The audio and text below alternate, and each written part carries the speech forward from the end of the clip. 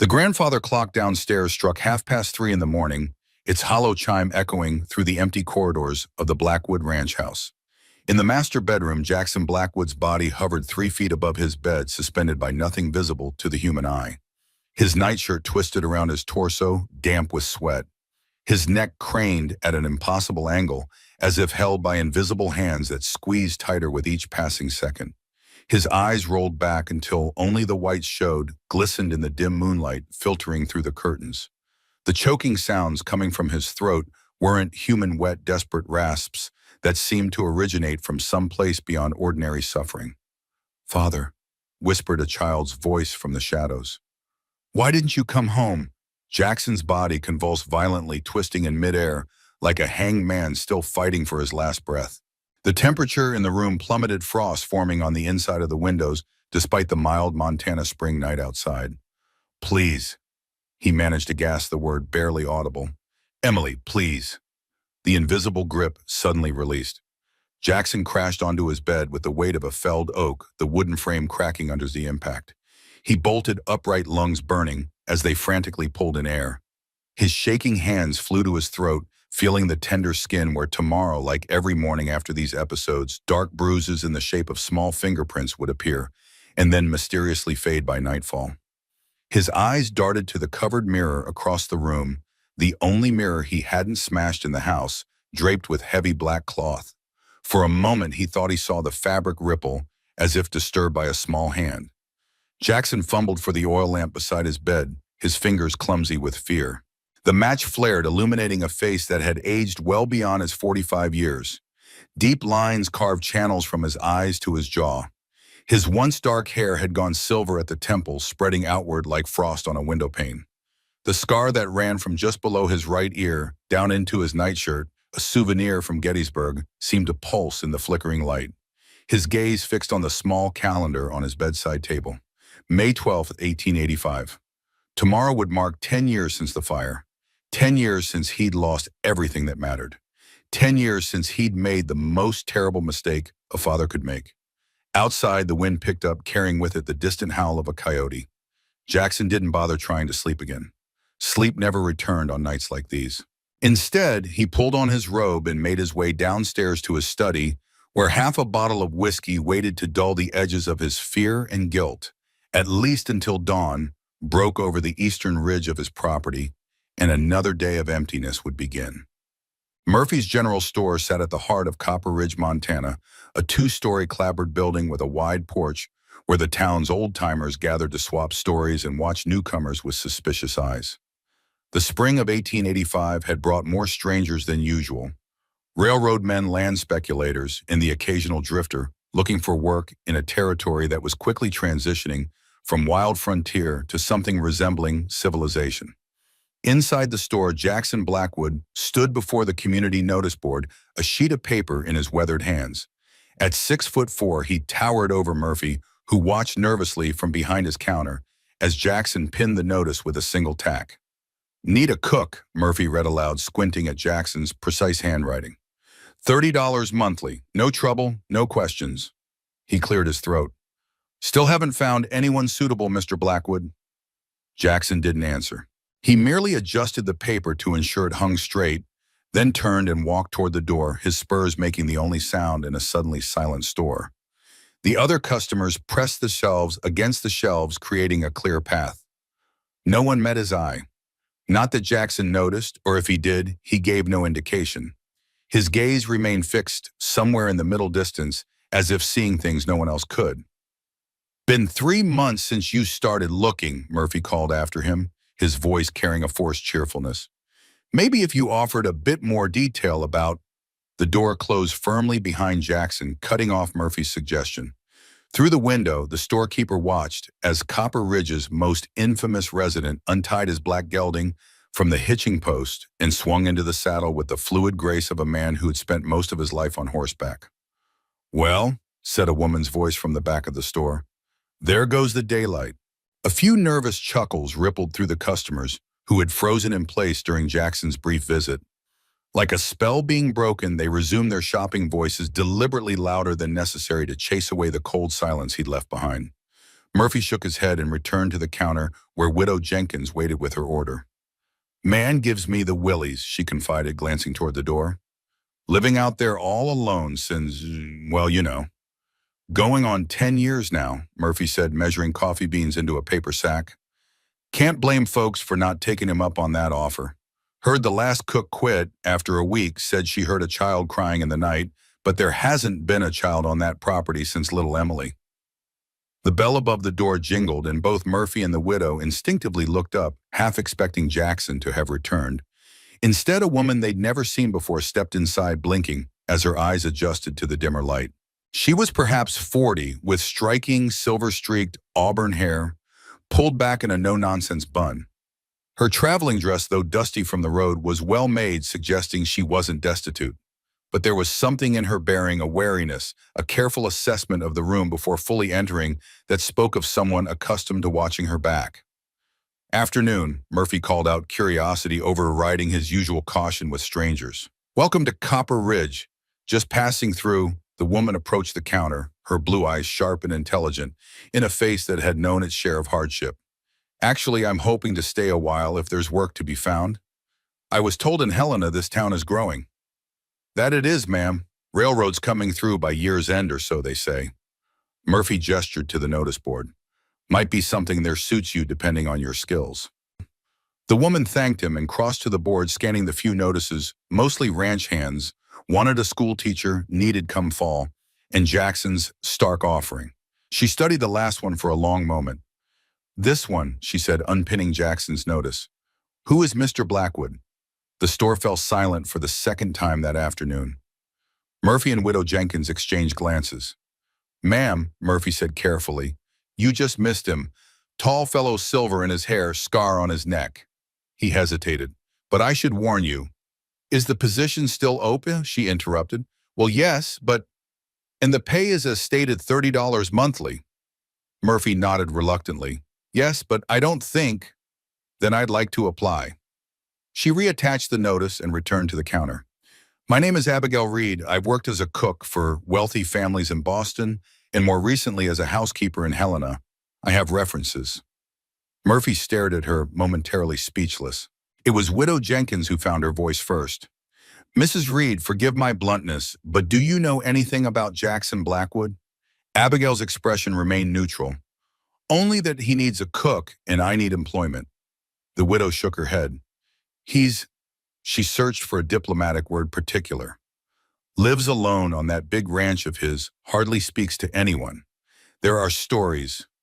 There are always stories, Abigail said with the faintest hint of a smile. I've found most of them are exaggerated. Murphy scratched his beard. Not these ones, ma'am. Man lost his wife and daughter in a fire while he was away on business. Never been the same since. Folks say, he lowered his voice, say the place is haunted. Not just talk either. Had 3 different cooks quit in the past year, all saying the same thing. Strange noises, things moving on their own. One woman swore she saw a little girl standing at the foot of her bed all burned up, and I don't scare easily, Mr. Murphy, Abigail interrupted. Her tone was polite but firm. And I'm more concerned with whether Mr. Blackwood pays his staff on time than with ghost stories. Oh, he pays, Murphy admitted. Man's as good as his word on that score. Got the biggest spread in the county, runs about 500 a head of cattle. Could be more if he hired enough hands, but he keeps to himself mostly. Just enough men to manage the herd, and they live in the bunkhouse, well away from the main house.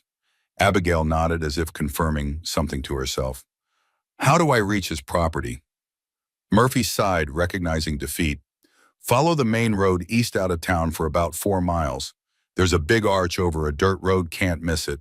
Blackwood Ranch burned into the wood. He paused. I can loan you my wagon if you'd like. Got a gentle mare who knows the way.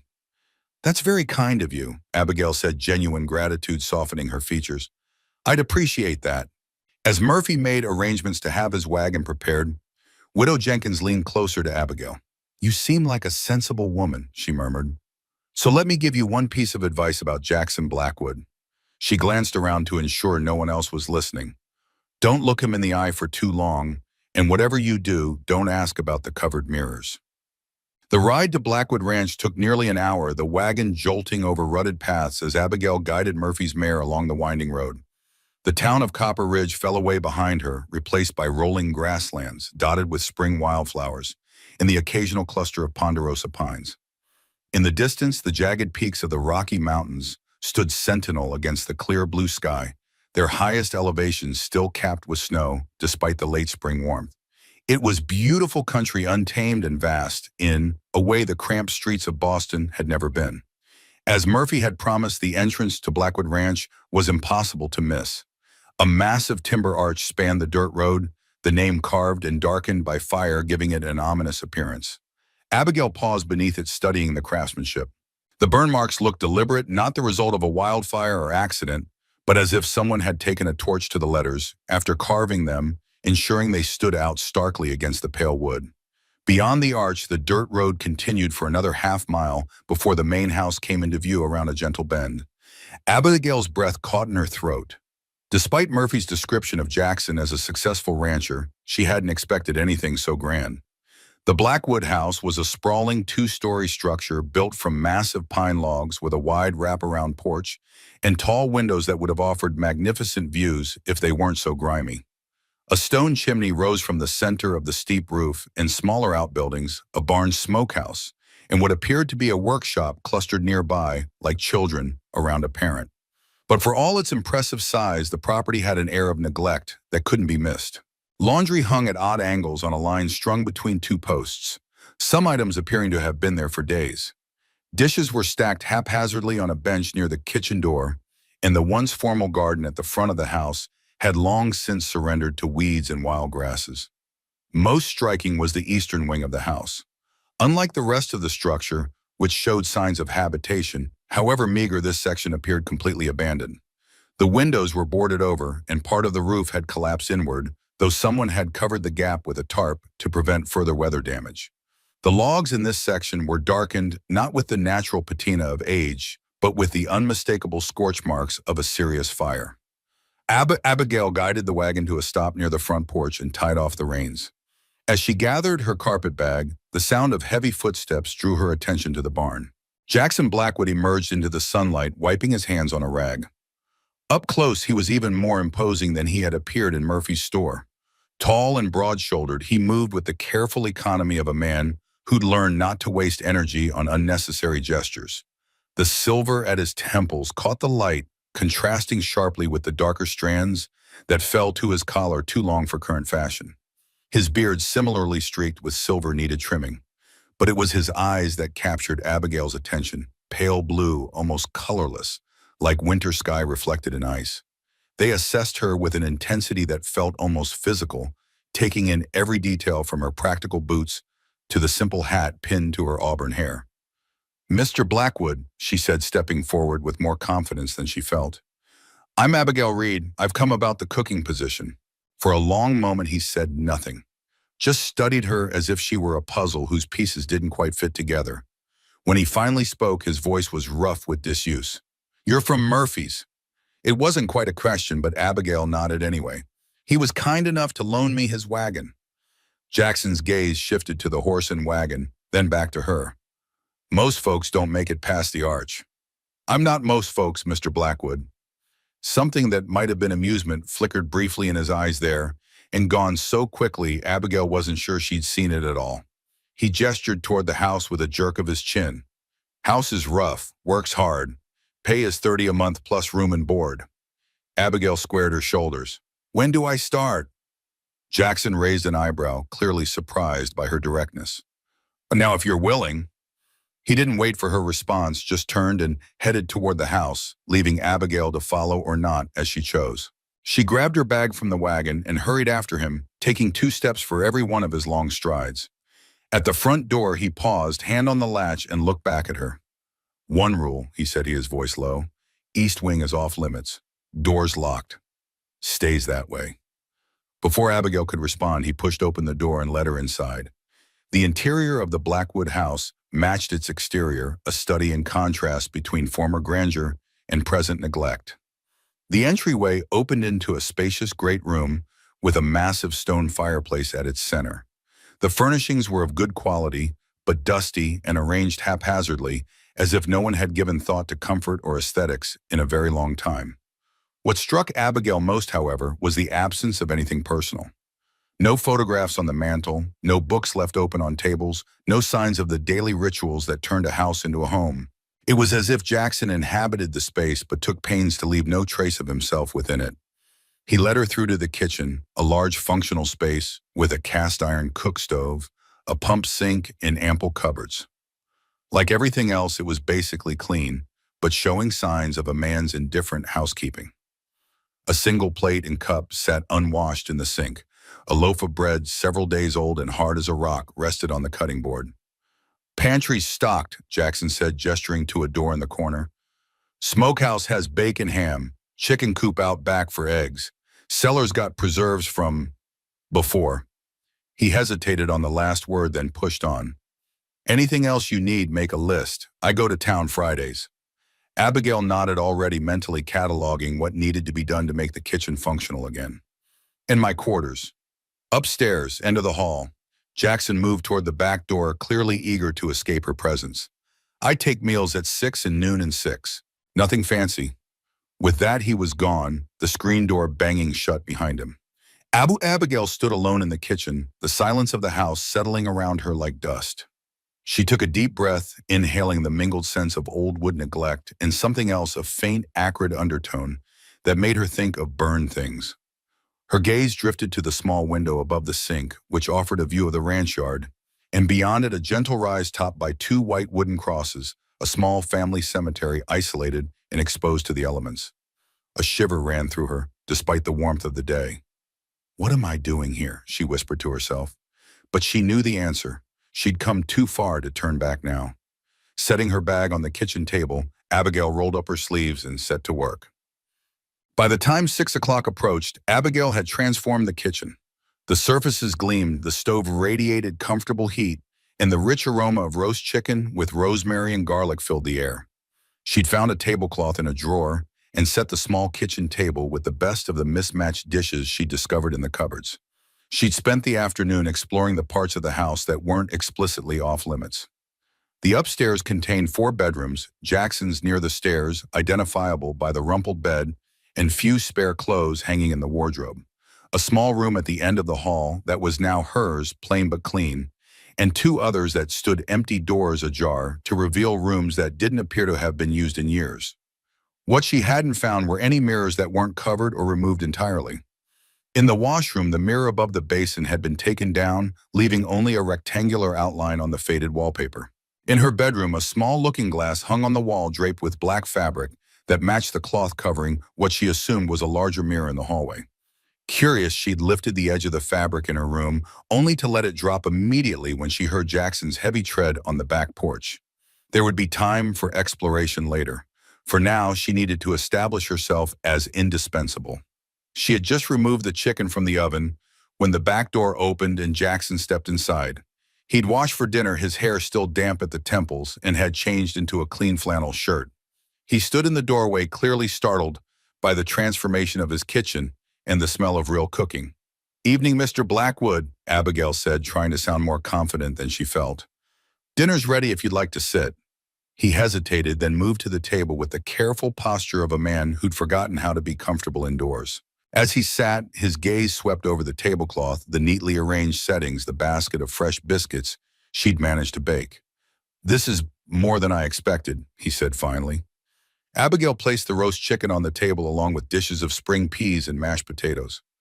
"I believe in doing a job properly, Mr. Blackwood. Will you serve yourself, or shall I?" Again, that flicker of something surprise, perhaps, or long-forgotten amusement crossed his features. "I can manage." The meal proceeded in silence, broken only by the clink of cutlery against plates. Jackson ate methodically without apparent enjoyment, though he took second helpings of everything. Abigail watched him surreptitiously, noting how his shoulders gradually relaxed, how the severe line of his mouth softened almost imperceptibly. When he'd finished, he pushed back from the table and stood. "Thank you," he said stiffly, as if the words were unfamiliar in his mouth. "That was good." "You're welcome, Mr. Blackwood. There's apple cobbler for dessert if you'd like." He shook his head. "Maybe later. I need to check the north pasture before dark. After he'd gone, Abigail cleared the table and washed the dishes, oddly satisfied despite the awkwardness of the meal.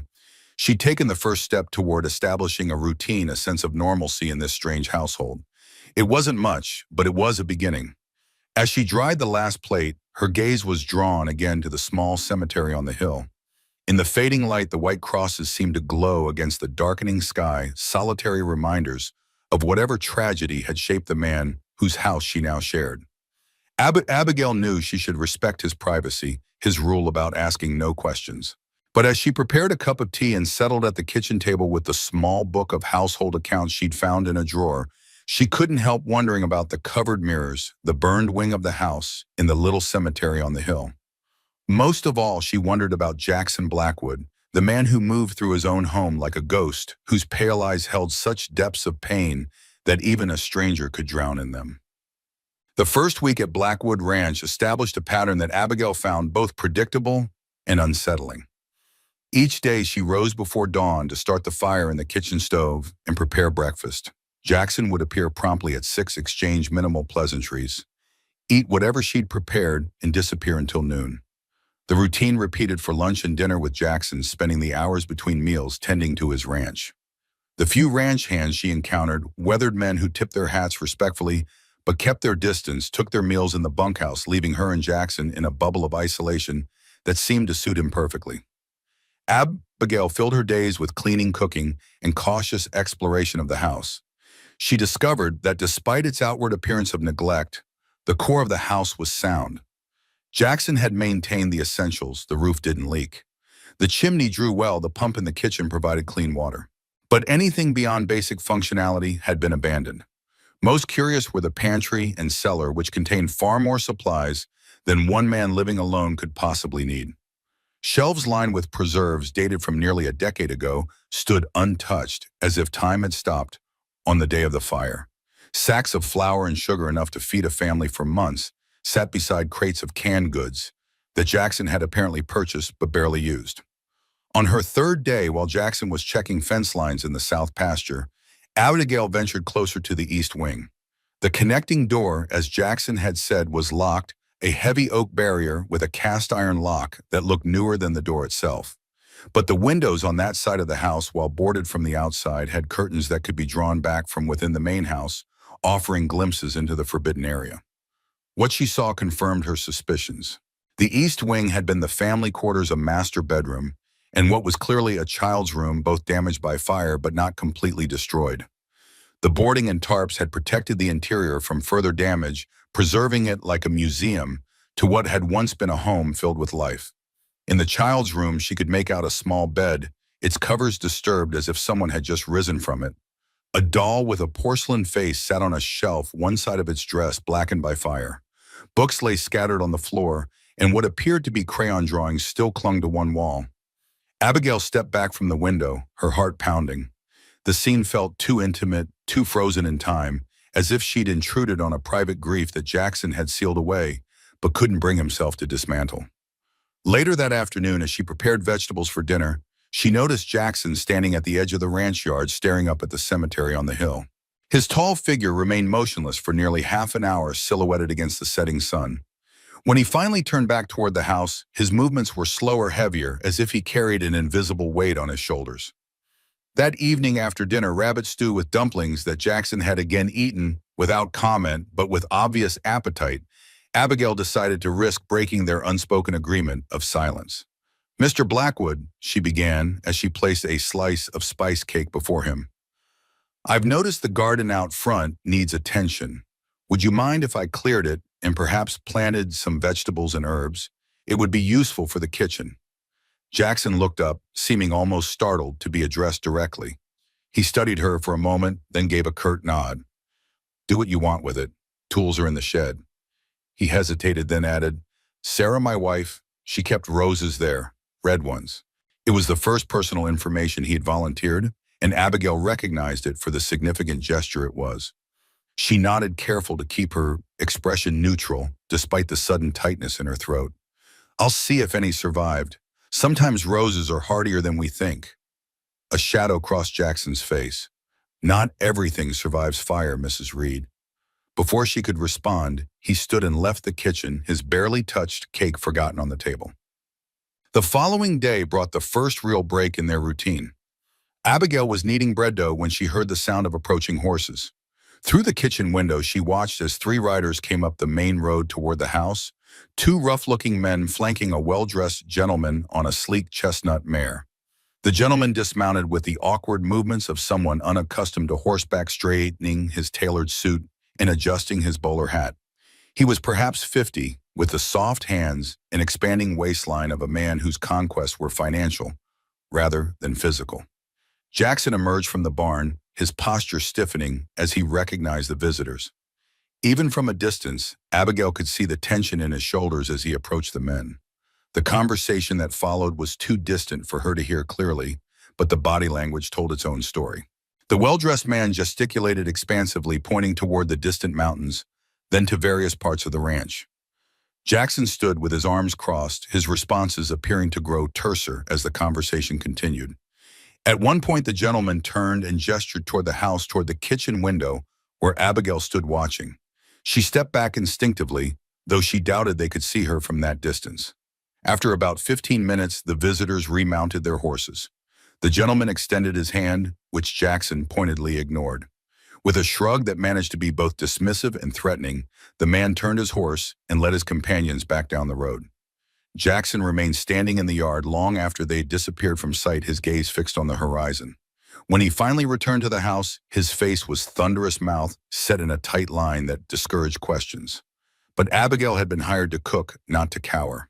As Jackson washed his hands at the kitchen sink, she placed a cup of coffee on the table and spoke.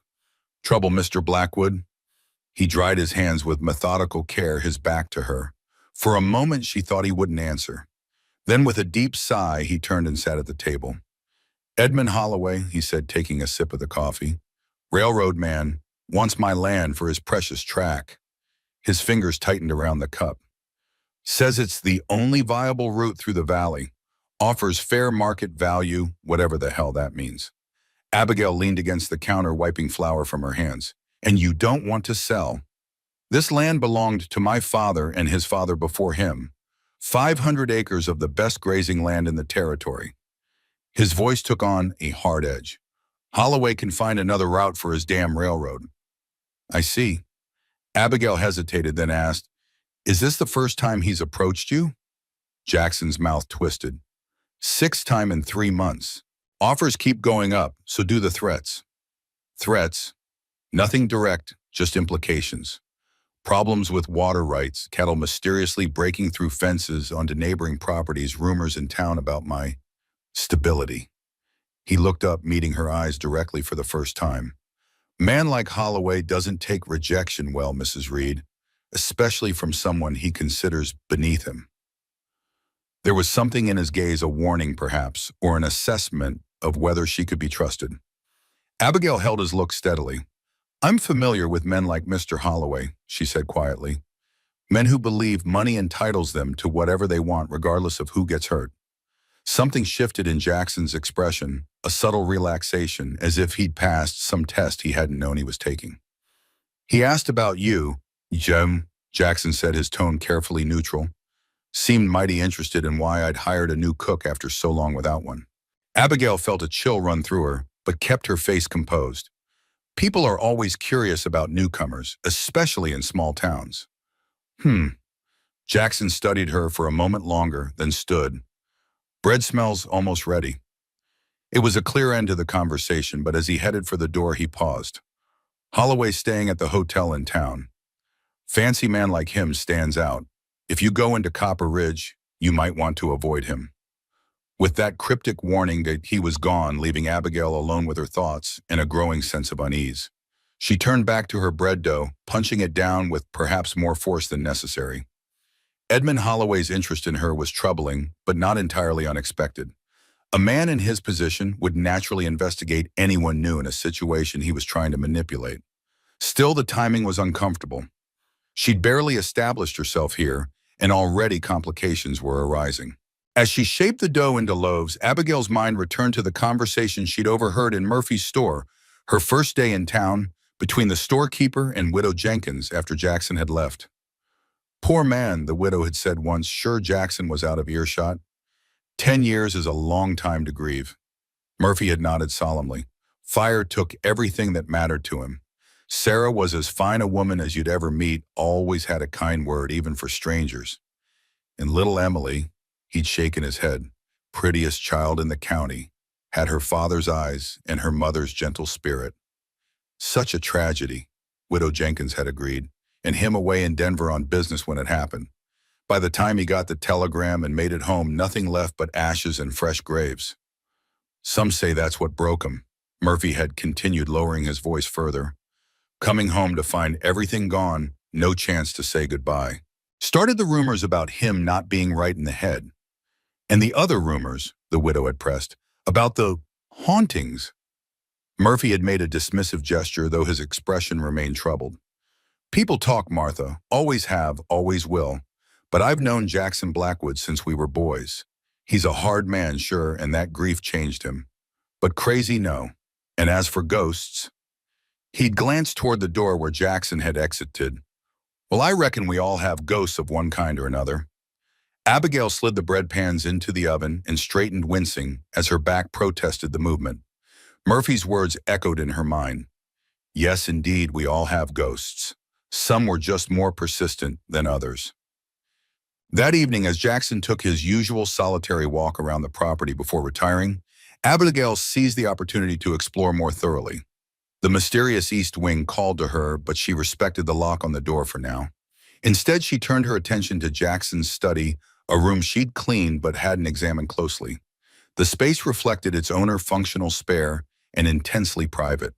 A massive oak desk dominated the room, its surface neat, but covered with account books and correspondence related to the ranch.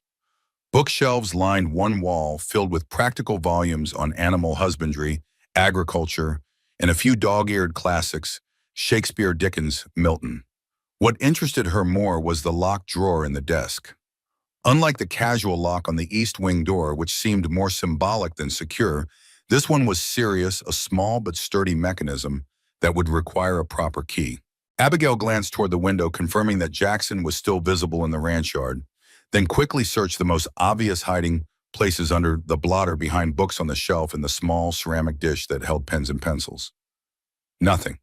She was about to give up when her gaze fell on a small painting above the desk, a watercolor landscape of the ranch as it must have appeared years ago, the house pristine, the garden in full bloom. The frame hung slightly askew. On impulse, Abigail lifted it away from the wall and found what she was looking for, a small brass key taped to the back of the frame.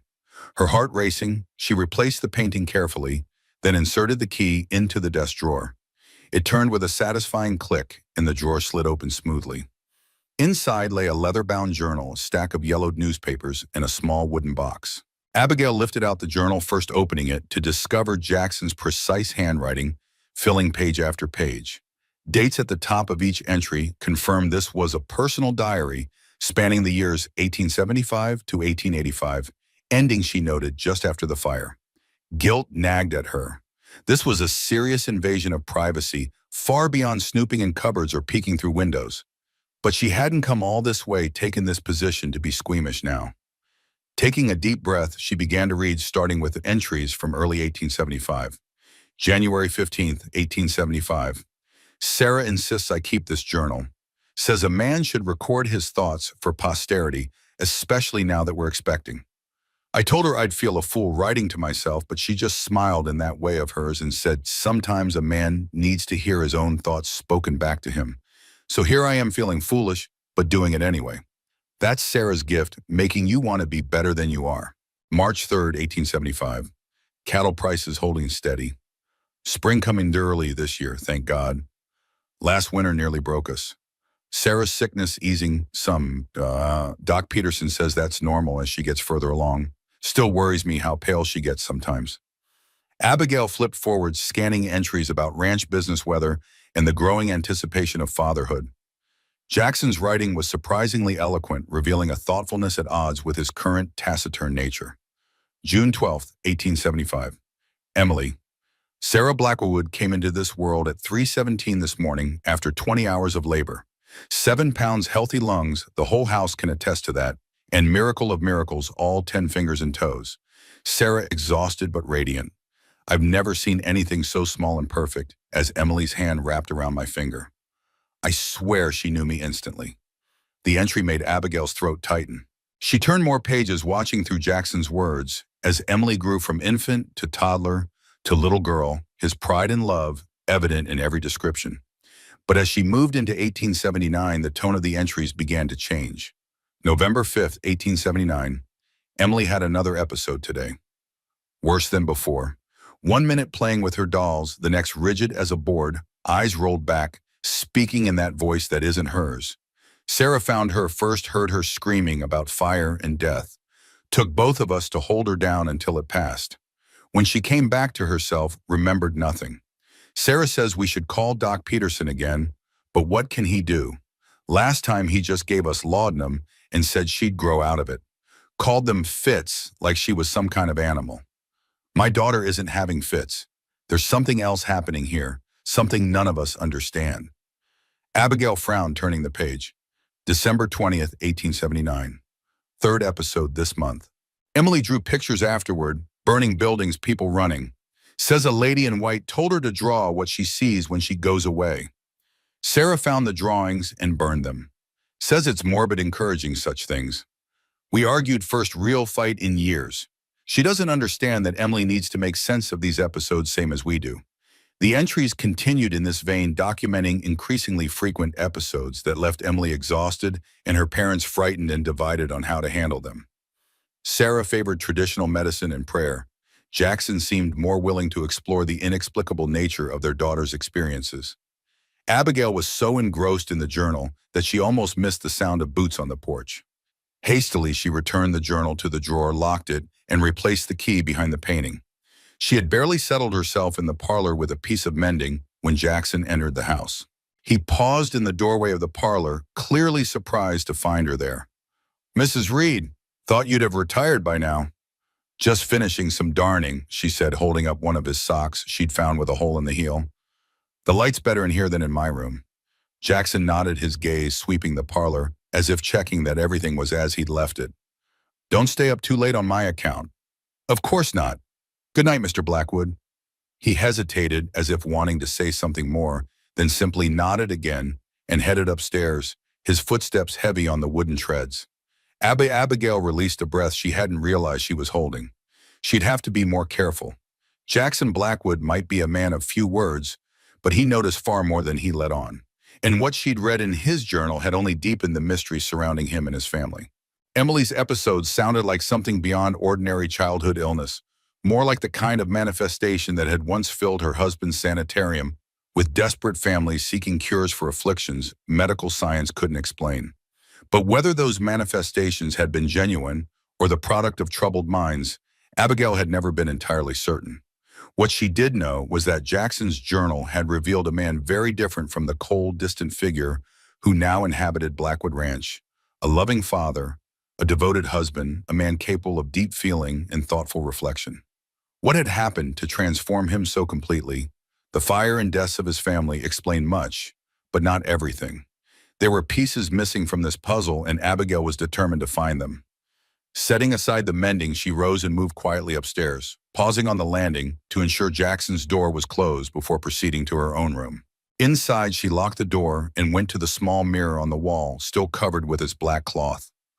With a deep breath, Abigail pulled the fabric aside, revealing her reflection in the dim lamplight. Her own face stared back at her, tired, older than her 40 years, but still recognizably Amelia Burton, not Abigail Reed.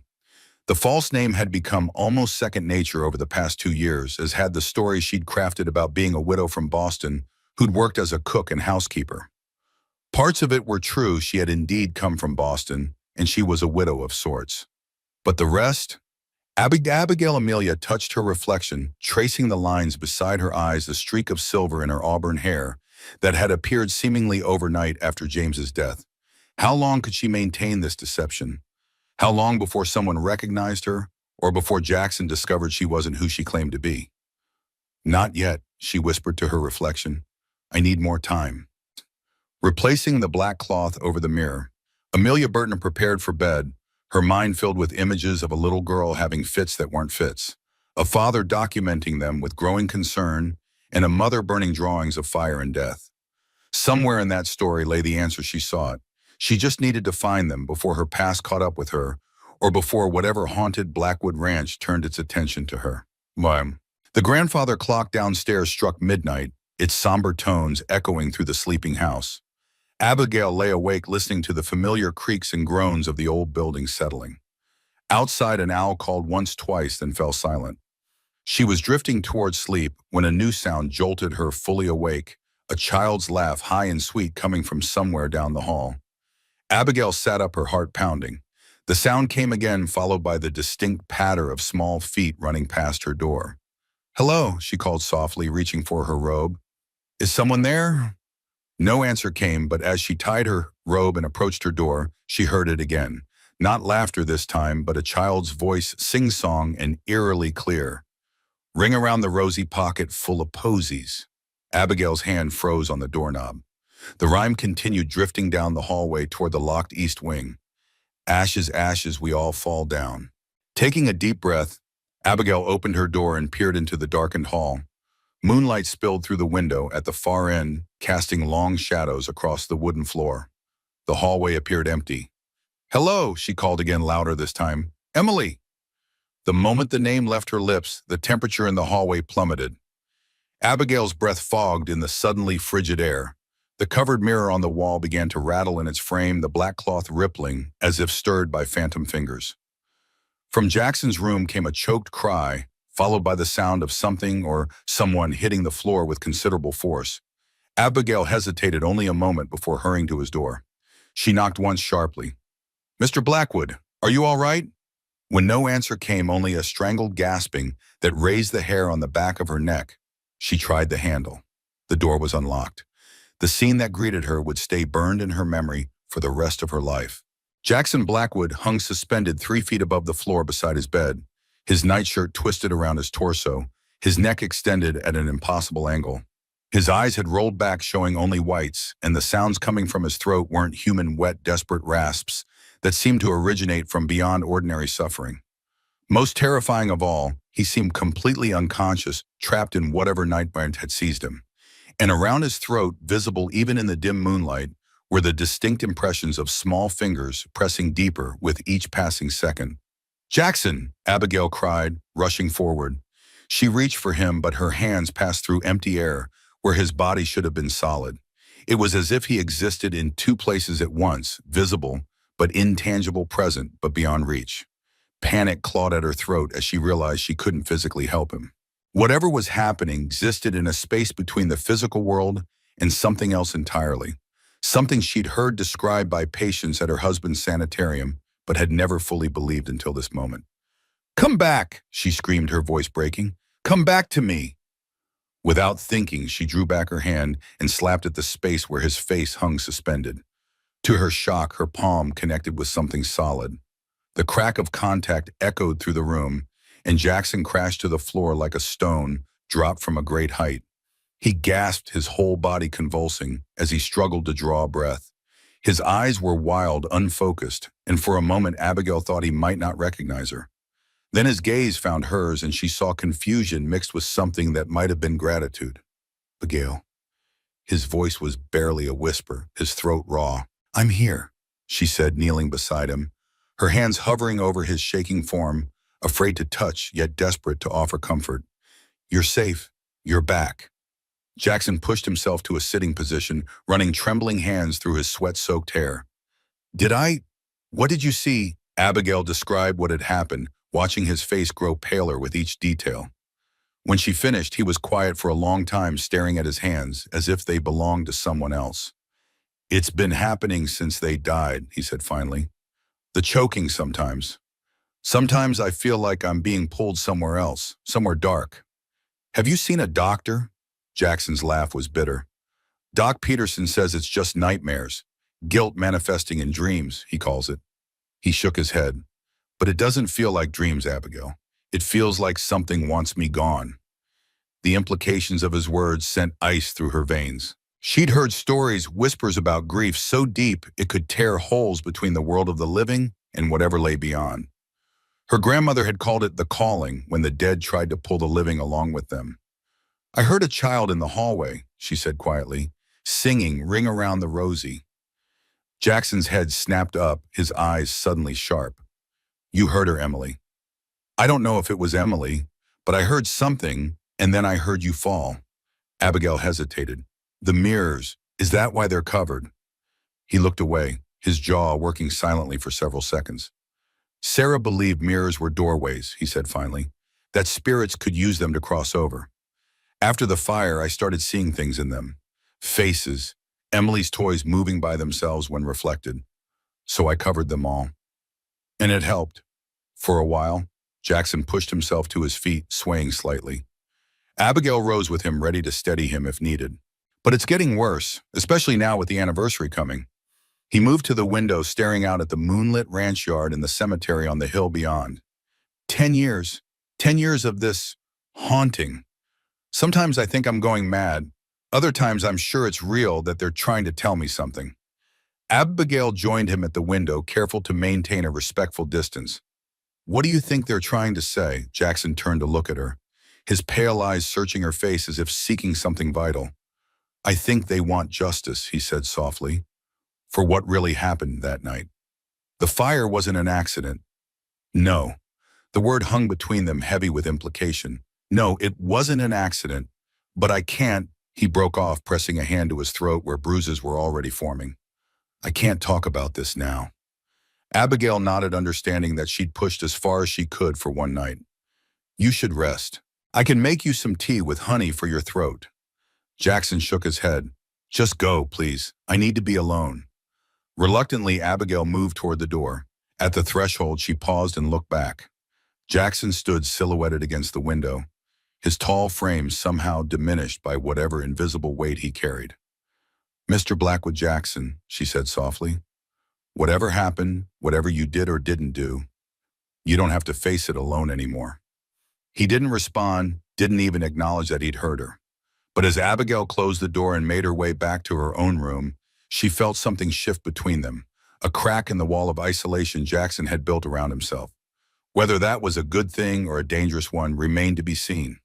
But one thing was certain: after what she'd witnessed tonight, there could be no going back to the careful distance they'd maintained before.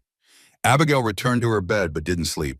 She lay awake until dawn, listening for the child's voice, for Jackson's footsteps, for any sign that the ghostly visitation might return. But the house remained silent, as if holding its breath, waiting for whatever would come next. As the first gray light of morning filtered through her curtains, Abigail made a decision. She would stay, despite the danger both from the supernatural forces at work in this house and from the very real threat of discovery that Edmund Holloway represented. She would stay because Jackson Blackwood needed someone on his side, even if he didn't know it yet.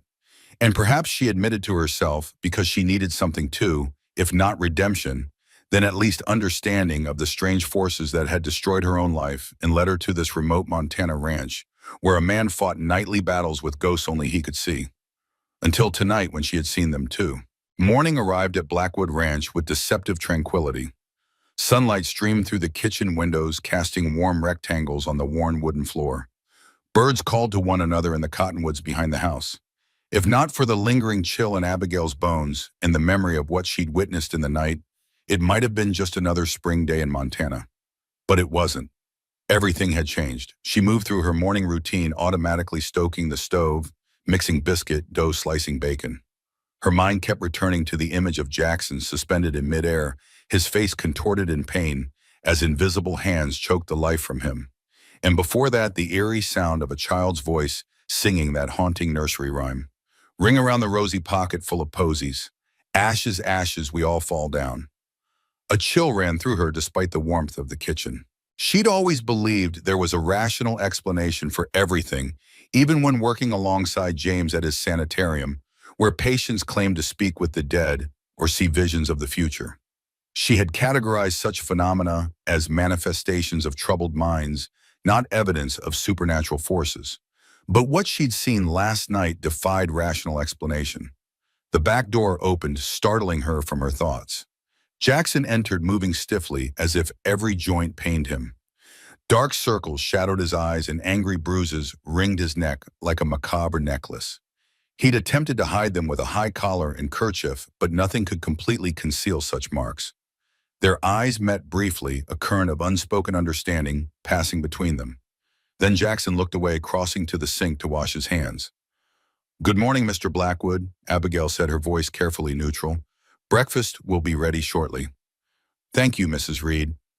The formality felt absurd after what they'd shared in the night, but Abigail recognized it for what it was, Jackson's attempt to restore normalcy, to pretend that nothing extraordinary had occurred. She would follow his lead for now. They ate in silence, the only sounds the clink of cutlery against plates and the occasional call of a meadowlark outside. Jackson ate mechanically without apparent appetite, but cleaned his plate nonetheless. As he was finishing his coffee, Abigail decided to broach the subject they were both avoiding. "About last night." "Don't." The word was quiet but firm, his eyes fixed on his empty plate. "Please. We need to talk about it, Jackson." He flinched slightly at her use of his first name, then sighed the sound weary beyond words. "What's there to say you saw what happened? Either I'm going mad or my dead daughter is trying to kill me. Neither option makes for pleasant breakfast conversation." And there was a bitter humor in his tone that surprised her. Abigail set down her coffee cup and leaned forward. "I don't think you're going mad," she said. "I heard her too, remember, and I felt something when I tried to help you." Jackson finally looked up, his pale eyes searching her face. "You believe me then?" "I believe something inexplicable is happening in this house. Whether it's Emily's spirit or something else I can't say. But it's real." He studied her for a long moment, then nodded once sharply. "It's getting worse," he said, his voice low. "Year by year. Started with small things, objects moving cold spots in the house. Then the nightmares came. Now these episodes, and they always intensify around the anniversary. The anniversary of the fire, May 15th. Jackson unconsciously touched the bruises on his neck. 3 days from now." Abigail absorbed this information, calculating quickly. "And you said it gets worse each year." "Yes. What happens on the anniversary itself?" A shadow crossed Jackson's face. "I don't know. I've never stayed to find out. I always leave the day before, go into town, get blind drunk at the saloon, pass out in a hotel room. Come back the next day when it's over." The admission surprised her. For a man so tied to his land, so dedicated to his solitude, the idea of him fleeing to town seemed incongruous. "But this year will be different," she guessed. Jackson nodded, his expression grim.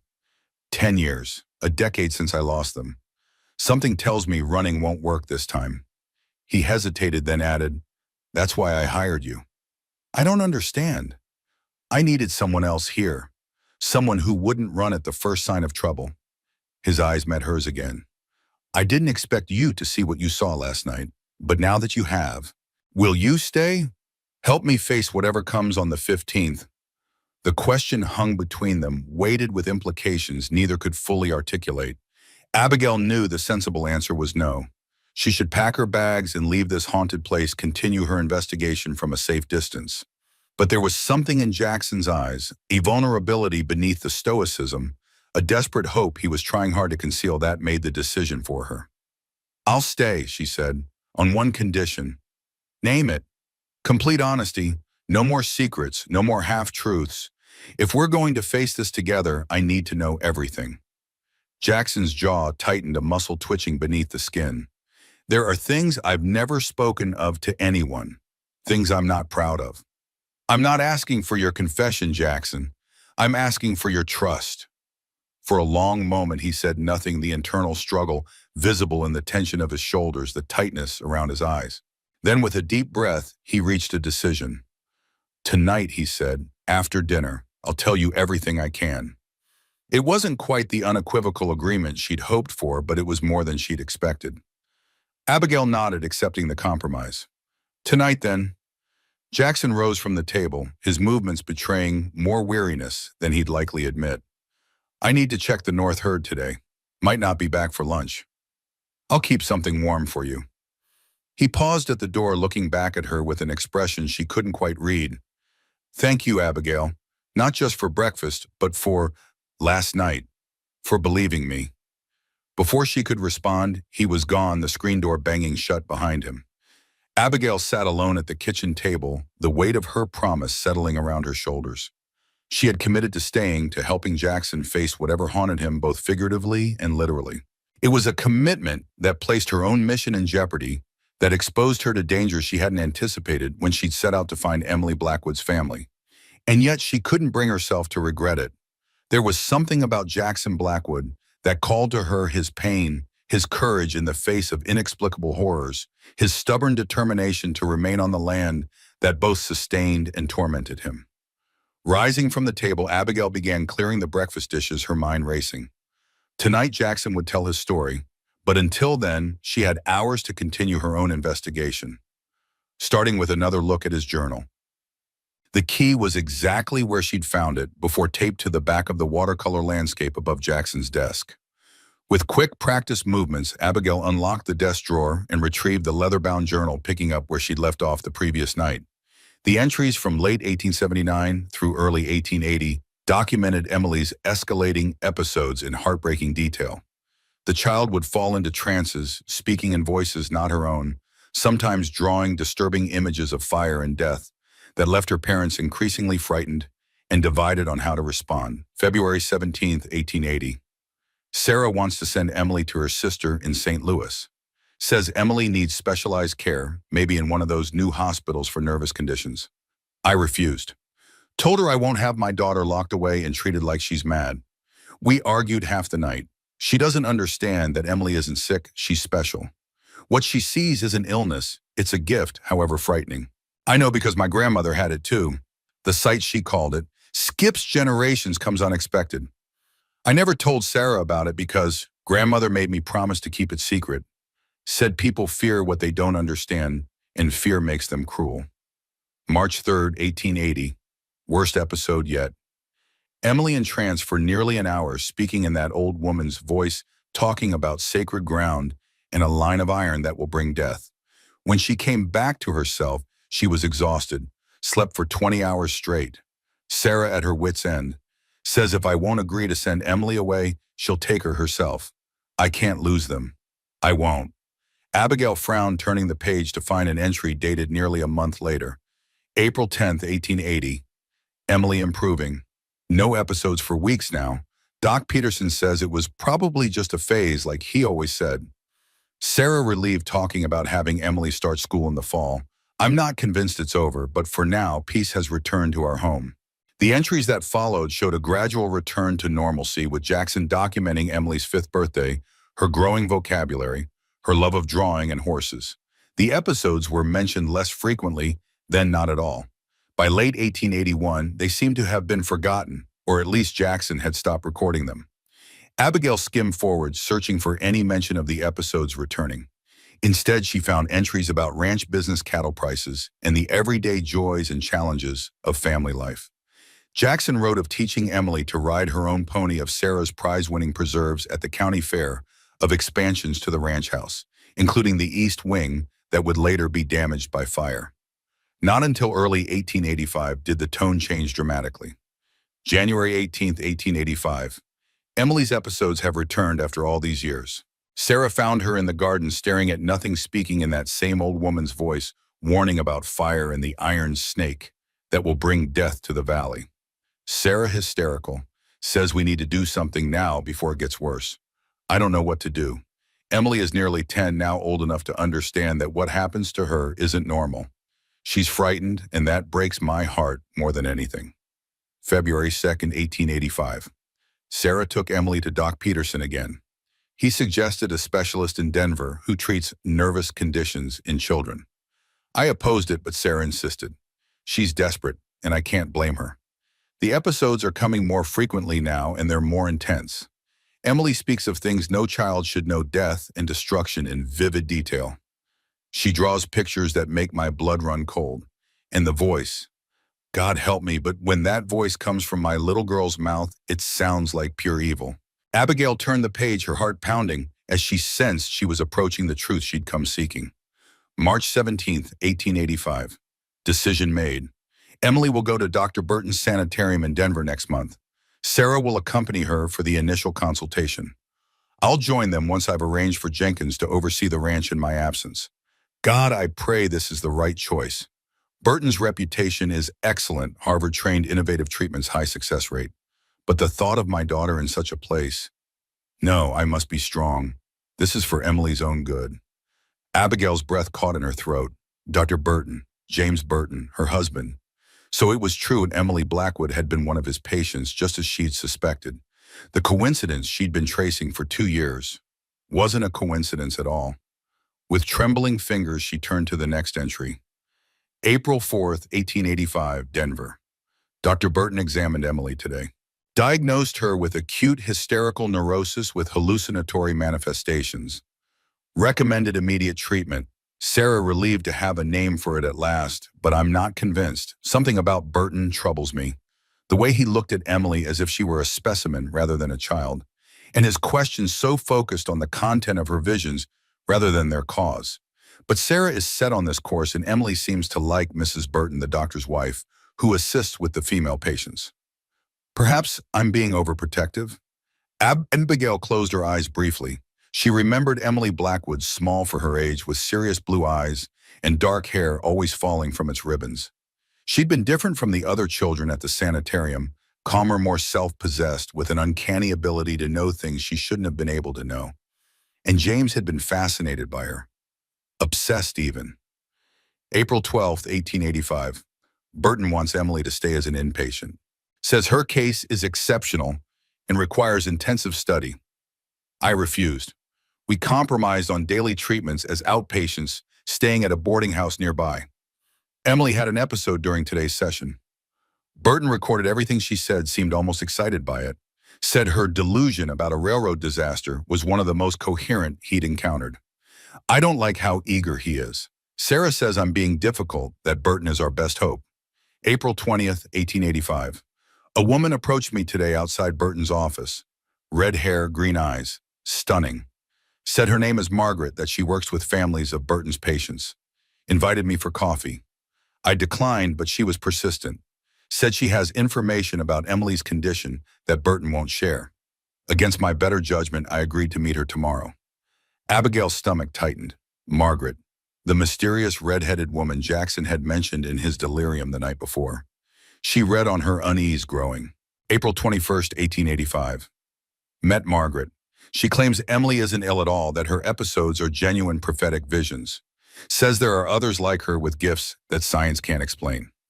Claims Burton knows this but exploits such children for his research, suppressing their abilities with drugs rather than helping them understand and control their gifts. I don't know what to believe. Margaret is persuasive, but what she suggests goes against everything conventional wisdom tells us. And yet, it aligns with what my grandmother used to say about the sight. The entries that followed documented Jackson's growing relationship with the mysterious Margaret, his increasing doubts about Burton's treatment, and escalating tensions with Sarah, who remained committed to the doctor's approach. May 3rd, 1885. Sarah discovered my meetings with Margaret. Terrible fight. She called Margaret a charlatan, accused me of betraying our family. I tried to explain about the sight about my grandmother, but Sarah wouldn't listen. She's taking Emily back to the ranch tomorrow while I settle our account with Burton. Says she can bear to watch me destroy our daughter's chance at a normal life. I don't know how things got so twisted. I only want what's best for Emily. May 2nd, 1885. Sarah and Emily departed for Montana this morning. I should have gone with them, but Margaret convinced me to stay one more day. She says there's someone I need to meet, a man who can help Emily develop her gifts safely. God forgive me, but I'm desperate enough to try anything. May 3rd, 1885. The man Margaret introduced me to wasn't what I expected. Mr. Holloway, a businessman with interests in the railroad, claims his own sister had visions like Emily's, that he understands such gifts are real. But something felt wrong. He was too interested in the specific content of Emily's visions, especially those about the iron snake and disasters. When I mentioned returning home to my family, both he and Margaret became insistent that I stay, that we develop a plan for Emily's training. I made excuses and left, taking the evening train back to Montana. I've been a fool. Abigail's hands had begun to shake. Edmund Holloway, the same man who was now pressuring Jackson to sell his ranch for the railroad. This couldn't be coincidence. She turned the page, dreading what would come next. The handwriting in the following entry was erratic, ink blotched in places as if drops of water had fallen on the page while Jackson wrote. May 5th, 1885. They're gone, my Sarah, my Emily, my whole world gone in a night. Telegram waiting when I reached Copper Ridge. House fire, East Wing destroyed. No survivors. Murphy met me at the station. Couldn't look me in the eye. Said it started in Emily's room. Said Sarah tried to save her. By the time neighbors saw the flames, too late. They're buried on the hill now. White crosses Jenkins made. Can't write more. Can't breathe. Can't think. Why wasn't I here? Why? The next several pages were blank, as if Jackson had been unable to put his grief into words. Then nearly a month later, a single entry, June 8th, 1885. Dream of Emily last night. Not as she was, but burned angry. Accused me of abandoning her. Said I knew what would happen. Said I chose another woman over my family. Woke choking, couldn't breathe. Sarah's mother always said mirrors hold spirits. Covered them all today. Can't bear to see my own face anyway. The final entry was dated exactly 1 year after the fire, May 15th, 1886. Anniversary. Emily came again last night. Not a dream this time. I was awake. She stood at the foot of my bed. Her nightgown blackened her face. God help me, her face. She said it wasn't an accident. Said he did it. But who would want to hurt my little girl? I'm afraid I'm losing my mind. Going to town tonight. Can't stay in this house. Not tonight. The journal ended there. Abigail sat back, her mind racing to connect the pieces. Emily's visions about a railroad disaster. Jackson's meetings with Margaret and Holloway in Denver. The fire that killed Sarah and Emily while Jackson was away. And now Holloway's determination to acquire Blackwood Ranch for his railroad. It was all connected, but how? What had really happened that night? And why was Emily's spirit, if that's what it was, seemingly trying to harm her father rather than the man who might have been responsible for her death? The sound of horses approaching yanked Abigail from her thoughts. Hastily, she returned the journal to the drawer, locked it, and replaced the key behind the painting. Moving to the window, she saw Jackson riding toward the house, his expression grim. Beside him rode Dr. Peterson, Copper Ridge's aging physician, his medical bag strapped to his saddle. Abigail hurried from the study and met them at the front door. Jackson, what's happened? Jackson dismounted stiffly, wincing as the movement jarred his body. Took a fall checking the north fence line. Doc's here to make sure nothing's broken. Peterson, a stout man with a walrus mustache and kind eyes, studied Abigail with open curiosity as he tied his horse to the hitching post. Mrs. Reed, I presume, he said, extending his hand. Thomas Peterson. I don't believe we've met. Abigail Reed, she confirmed, shaking his hand briefly. I'm Mr. Blackwood's cook and housekeeper.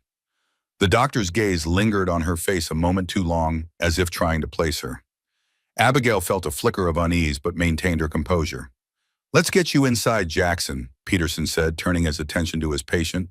That shoulder looks dislocated, and I want to check those ribs.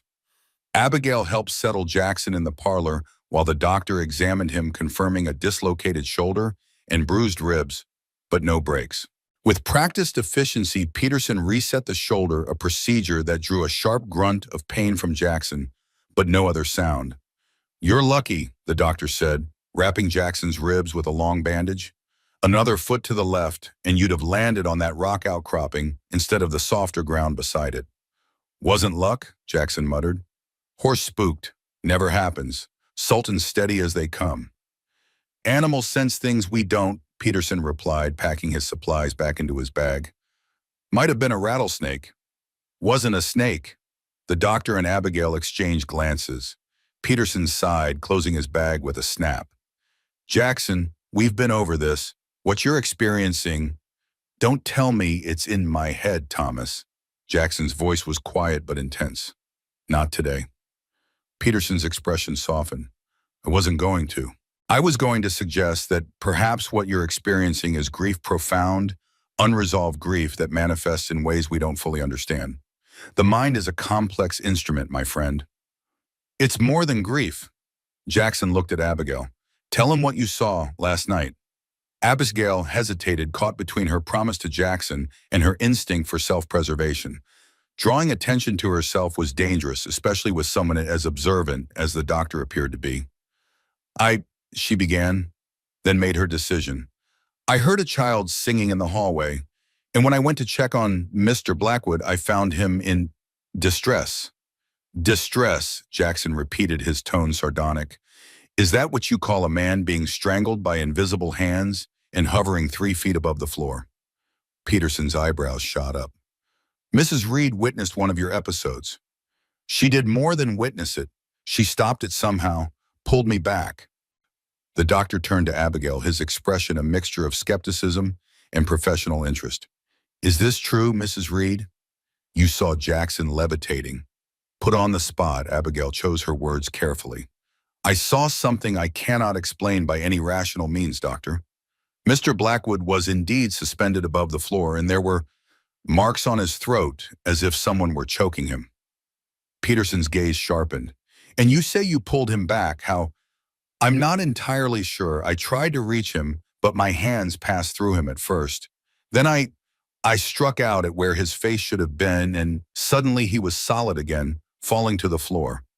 The doctor was silent for a long moment, his fingers drumming thoughtfully on his medical bag. Fascinating, he murmured almost to himself. Then louder, Mrs. Reed, forgive my impertinence, but you seem familiar to me. Have we met before?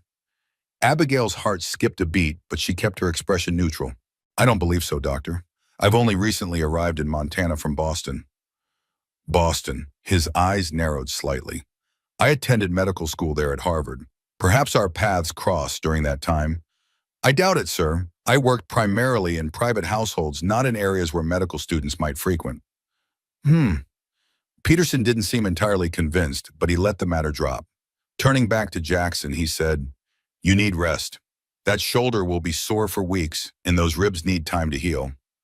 No heavy lifting, no riding if you can avoid it. Jackson nodded, though they all knew he was unlikely to follow such advice for long. On a working ranch, rest was a luxury few could afford, especially the owner. And Jackson, Peterson added, his voice gentler. Given what Mrs. Reed has witnessed, perhaps it's time to reconsider what I suggested last year. A change of scene, at least temporarily. The anniversary is approaching, and if these episodes are intensifying, I'm not leaving, Jackson said flatly. Not this time. The doctor sighed. I thought you might say that. In that case, he reached into his bag and withdrew a small brown bottle. Laudanum for the pain, physical pain, he emphasized, and to help you sleep, use it sparingly. Jackson accepted the bottle without comment, setting it on the table beside him. As Peterson prepared to leave, he paused beside Abigail at the front door. Mrs. Reed, a word in private. They stepped onto the porch out of Jackson's earshot. The doctor's expression was grave. I've known Jackson Blackwood since he was a boy, Peterson said quietly. He's a good man who's suffered more than anyone should have to bear. But what he's experiencing, he hesitated. I've treated many patients with delusions, Mrs. Reed. Usually they're the only ones who see their visions. The fact that you witness something too is troubling. You think I'm delusional as well, doctor? No, I think there may be another explanation. Peterson glanced back toward the house. Suggestion is a powerful force.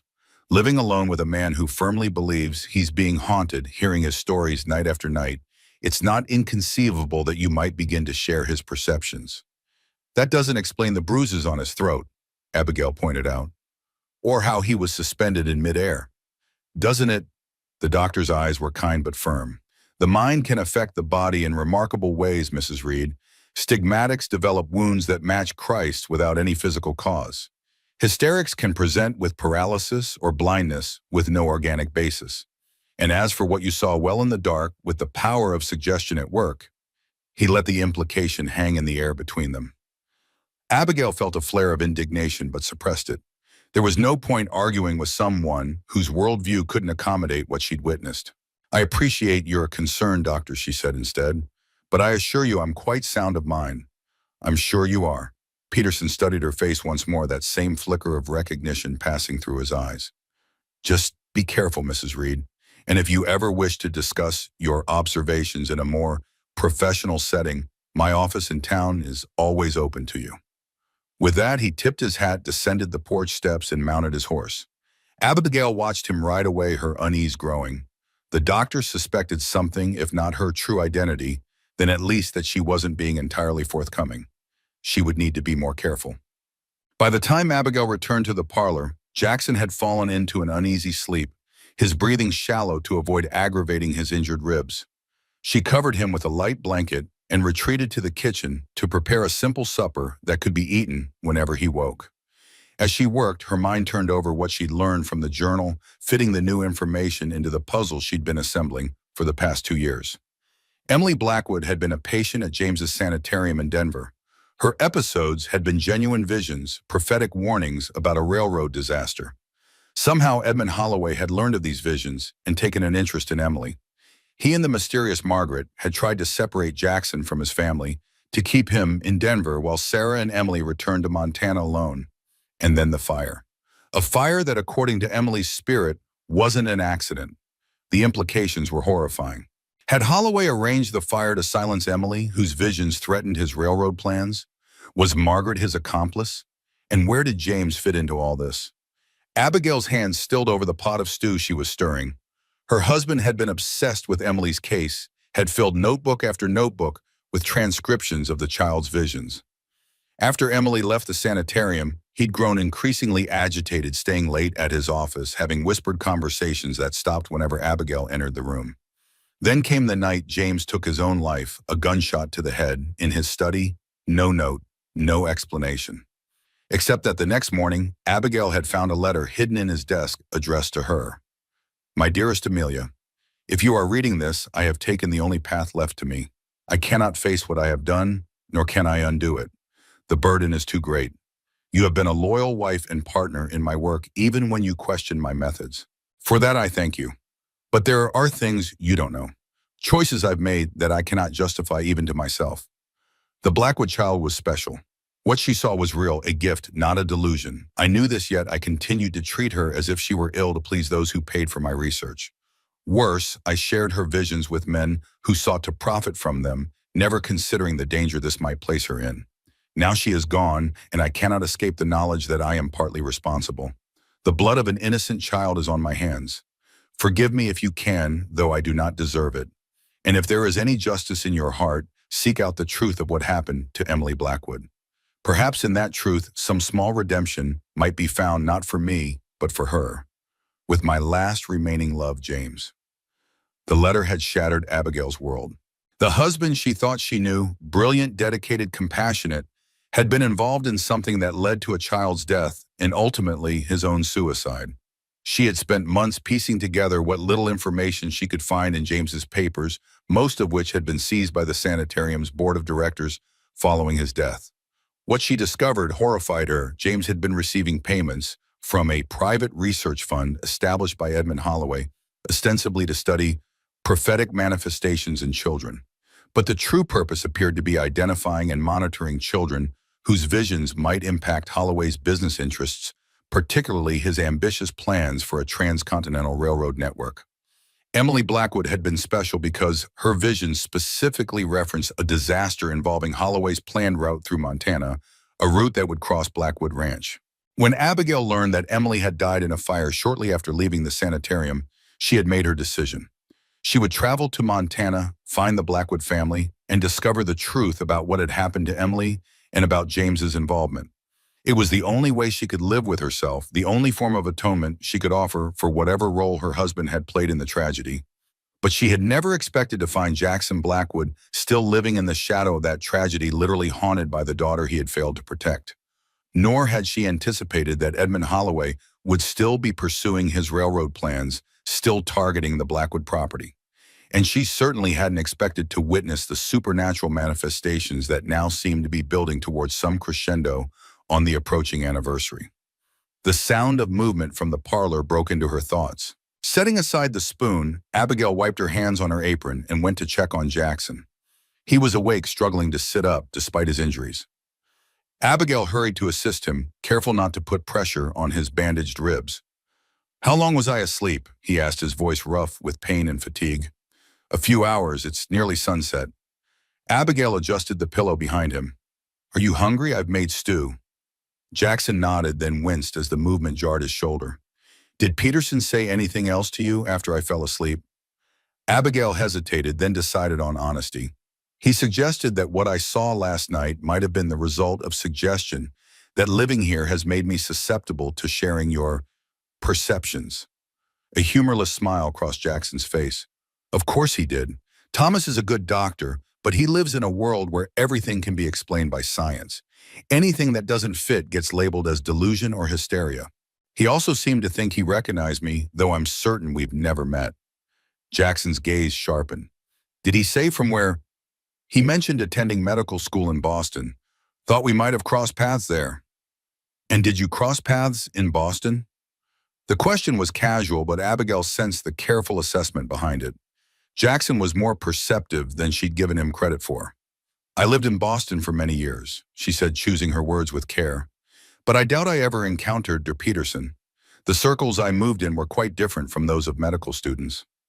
Jackson studied her face for a long moment, then nodded, apparently accepting her explanation. Help me to the kitchen. I'd rather eat at the table than be served like an invalid. Abigail supported him as he stood, noting how he leaned on her more heavily than his pride would likely have allowed under normal circumstances. His body radiated heat through the thin fabric of his shirt, not the feverish warmth of illness, but the vital heat of a strong man accustomed to physical labor.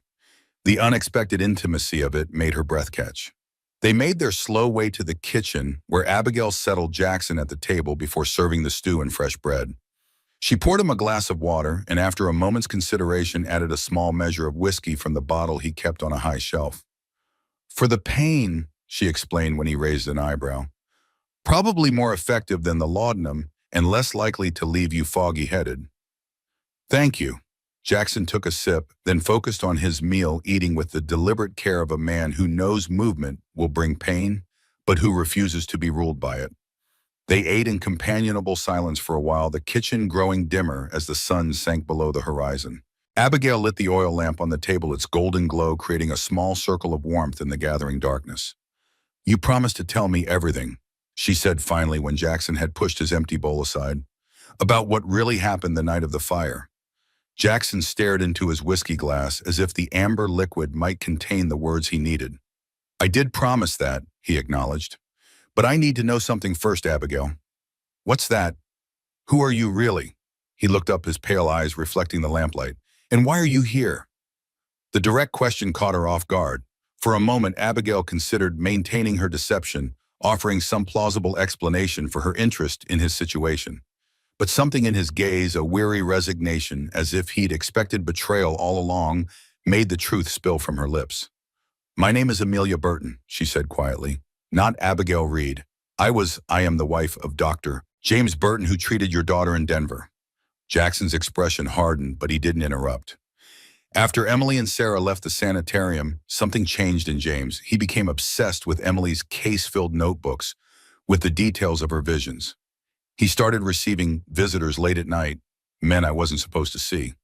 Then 3 months after the fire that killed your family, James took his own life. Abigail Amelia reached for her water glass, suddenly finding her throat dry. He left a letter confessing that he had betrayed Emily's trust, that he had shared her visions with men who sought to profit from them.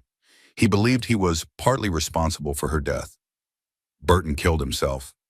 Jackson's voice was flat, emotionless. Yes, but before he did, he asked me to seek out the truth about what happened to Emily. It's taken me 2 years to piece together enough information to find you. I came to Copper Ridge because I need to know what really happened for Emily's sake, and yes, for my own peace of mind as well. Jackson was silent for a long moment, his face unreadable in the lamplight. When he finally spoke, his voice was low and dangerous. So you lied your way into my home, my trust too. What ease your dead husband's conscience clear his name? No, Amelia said firmly. I came to find justice for Emily. I believe Edmund Holloway was involved in her death. I believe he wanted to silence her because her visions threatened his railroad plans, the same plans he's still pursuing by trying to buy your land. And your husband, what was his role in all this? Amelia met his gaze unflinchingly. I don't know exactly, but I believe he provided Holloway with detailed accounts of Emily's visions. And I think he may have introduced Holloway to the woman called Margaret the Redhead, who befriended you in Denver. Jackson flinched visibly at the name. How do you know about Margaret? I read your journal, Amelia admitted, while you were out with the herd today. I know she approached you outside James's office, that she convinced you to meet with Holloway, that she tried to keep you in Denver while Sarah and Emily returned here alone. Anger flashed in Jackson's eyes. You had no right. I had every right, Amelia countered, her own anger rising. Emily was just a child, an innocent child who was used and discarded by people who should have protected her, including your husband and mine. The accusation hung in the air between them, sharp as a blade. Jackson's hands clenched into fists on the table, then slowly relaxed as the fight seemed to drain out of him. You're right, he said finally, his voice barely audible. I failed her. Failed them both. The raw pain in his words extinguished Amelia's anger. Tell me what happened, Jackson. Please, all of it. He took a deep breath, wincing as his injured ribs protested, then began to speak in a low, steady voice. Emily started having the visions when she was very young, 4, maybe 5. At first we thought they were just nightmares, but they were too specific, too consistent. She would go into these trances, speaking in voices that weren't hers, describing things no child could know about. Death, destruction, a line of iron that would bring disaster. Jackson took another sip of whiskey. My grandmother had something similar, what she called the sight, but I never told Sarah about that. Maybe if I had, things would have been different. Instead, we argued about how to handle Emily's episodes. Sarah wanted medical help. I resisted, remembering how my grandmother had warned that doctors would only make it worse. But eventually you agreed to bring Emily to James? Amelia prompted. Eventually, yes. The episodes were getting worse, and Sarah was at her wit's end. So we went to Denver to your husband's sanitarium. Jackson's expression darkened. Burton diagnosed Emily with some fancy medical term that basically meant he thought she was crazy. Recommended immediate treatment. Sarah was relieved to have an explanation, but I had doubts from the start. And then you met Margaret. Yes. Jackson closed his eyes briefly. She approached me outside Burton's office one day, said she worked with families of patients, that she had information about Emily's condition Burton wouldn't share. She was persuasive. Beautiful too, from what you wrote in your journal, Amelia observed, keeping her tone neutral. A flush crept up Jackson's neck. Yes, she was beautiful, and I was flattered by her attention. It had been a long time since anyone had looked at me that way. Sarah and I, we loved each other, but after years of marriage with Emily's condition straining everything. He shook his head. I'm not proud of it. Margaret told you Emily's visions were real. She did. Said Emily had a gift, not an illness. That Burton knew this, but was suppressing it with drugs rather than helping her develop it. She introduced me to others who claimed to have similar gifts, made me believe Emily could learn to control her visions rather than be controlled by them. And then she introduced you to Holloway. Jackson nodded. He presented himself as a patron of sorts, someone who understood these gifts because his own sister had them. He seemed genuinely interested in helping Emily, but there was something off about him, something calculating. When I mentioned returning home to my family, both he and Margaret became insistent that I stay, that we develop a plan for Emily's training. But you left anyway. I did. Something felt wrong. I made excuses and took the evening train back to Montana. Jackson's voice grew hoarse. I was too late. By the time I reached Copper Ridge, the fire had already happened. Sarah and Emily were gone. Amelia reached across the table and placed her hand over his. I'm so sorry, Jackson. He turned his hand to grasp hers, the contact seemingly as much for his own stability as for comfort. For years I blamed myself. If I'd been home, maybe I could have saved them. If I hadn't been so easily flattered by Margaret, so quick to doubt Burton's treatment, the guilt was unbearable. And then Emily's spirit began to manifest. Yes, at first just in dreams, then small things, objects, moving cold spots in the house. Then the choking episodes began. Jackson's free hand went to his throat where the bruises from the previous night were still vivid against his skin. I thought she was punishing me for not being there, for betraying her and Sarah by spending time with Margaret. I accepted it as my due. But now you think differently. Jackson nodded. Emily's spirit keeps saying it wasn't an accident, that he did it. For years I thought she meant me, that by not being there I was responsible. But lately I've been wondering if she means someone else. Holloway, Amelia supplied. Possibly, The timing is suspicious. Holloway tries to keep me in Denver. Fails. Fire happens. 10 years later, he's back trying to buy my land for his railroad. Jackson's eyes narrowed. A railroad that would run exactly where Emily's visions predicted a disaster would occur. Amelia's mind raced, connecting the pieces. You think Holloway arranged the fire to silence Emily because her visions threatened his railroad plans? I think it's possible, but I don't have proof. Maybe that's what Emily is trying to tell you. Maybe she's not trying to harm you at all, but to make you understand what really happened. Jackson frowned. Then why the choking? Why the violence of these manifestations? I don't know, Amelia admitted, but spirits are said to be limited in how they can communicate. Perhaps this is the only way she can reach through to our world, by recreating the violence that was done to her. They sat in silence for a moment, each lost in their own thoughts. Outside, the wind had picked up, rattling the windows and sending ghostly moans through the eaves of the old house. If Holloway is responsible for the fire, Jackson said finally, why hasn't Emily's spirit gone after him? Why torment me? Maybe because you're the only one who can see justice done, Amelia suggested. You're her father. You have a connection to her that Holloway doesn't, and you're still here on the land where she died. Jackson considered this, his expression troubled. There's something else, he said after a moment. Something I haven't told anyone, not even Peterson. What is it? The night before I left Denver, Margaret came to my hotel room. We were intimate. The words seemed to pain him as much as his physical injuries. Afterward, while she slept, I found papers in her handbag, correspondence with Holloway. They were planning something involving Emily, something about securing the visions and eliminating obstacles. I confronted Margaret when she woke, but she denied everything, said I was misinterpreting ordinary business correspondence. Did you believe her? I wanted to, but no. Not really. That's why I left, so abruptly took the first train home. Jackson's grip on Amelia's hand tightened. If Holloway arranged the fire, Margaret was almost certainly involved, and I let her get close to me, trusted her. If I hadn't been so blind, so weak, you couldn't have known Jackson. Couldn't I? His voice was bitter. A beautiful, mysterious woman suddenly takes an interest in me, in my troubled daughter. I should have seen it for what it was, a manipulation. Instead, I was flattered, seduced by attention I didn't deserve. Amelia recognized the self-loathing in his voice, the same tone James had used in his darkest moments. We all have vulnerabilities, Jackson. You were worried about your daughter at odds with your wife in a strange city. Margaret and Holloway exploited that. Perhaps, but that doesn't absolve me of responsibility. Jackson withdrew his hand from hers, his expression closing off. Sarah and Emily still died because I wasn't here, because I was with another woman instead of protecting my family. And you've punished yourself for that every day since, Amelia said softly. But what if Emily's spirit isn't here to punish you further?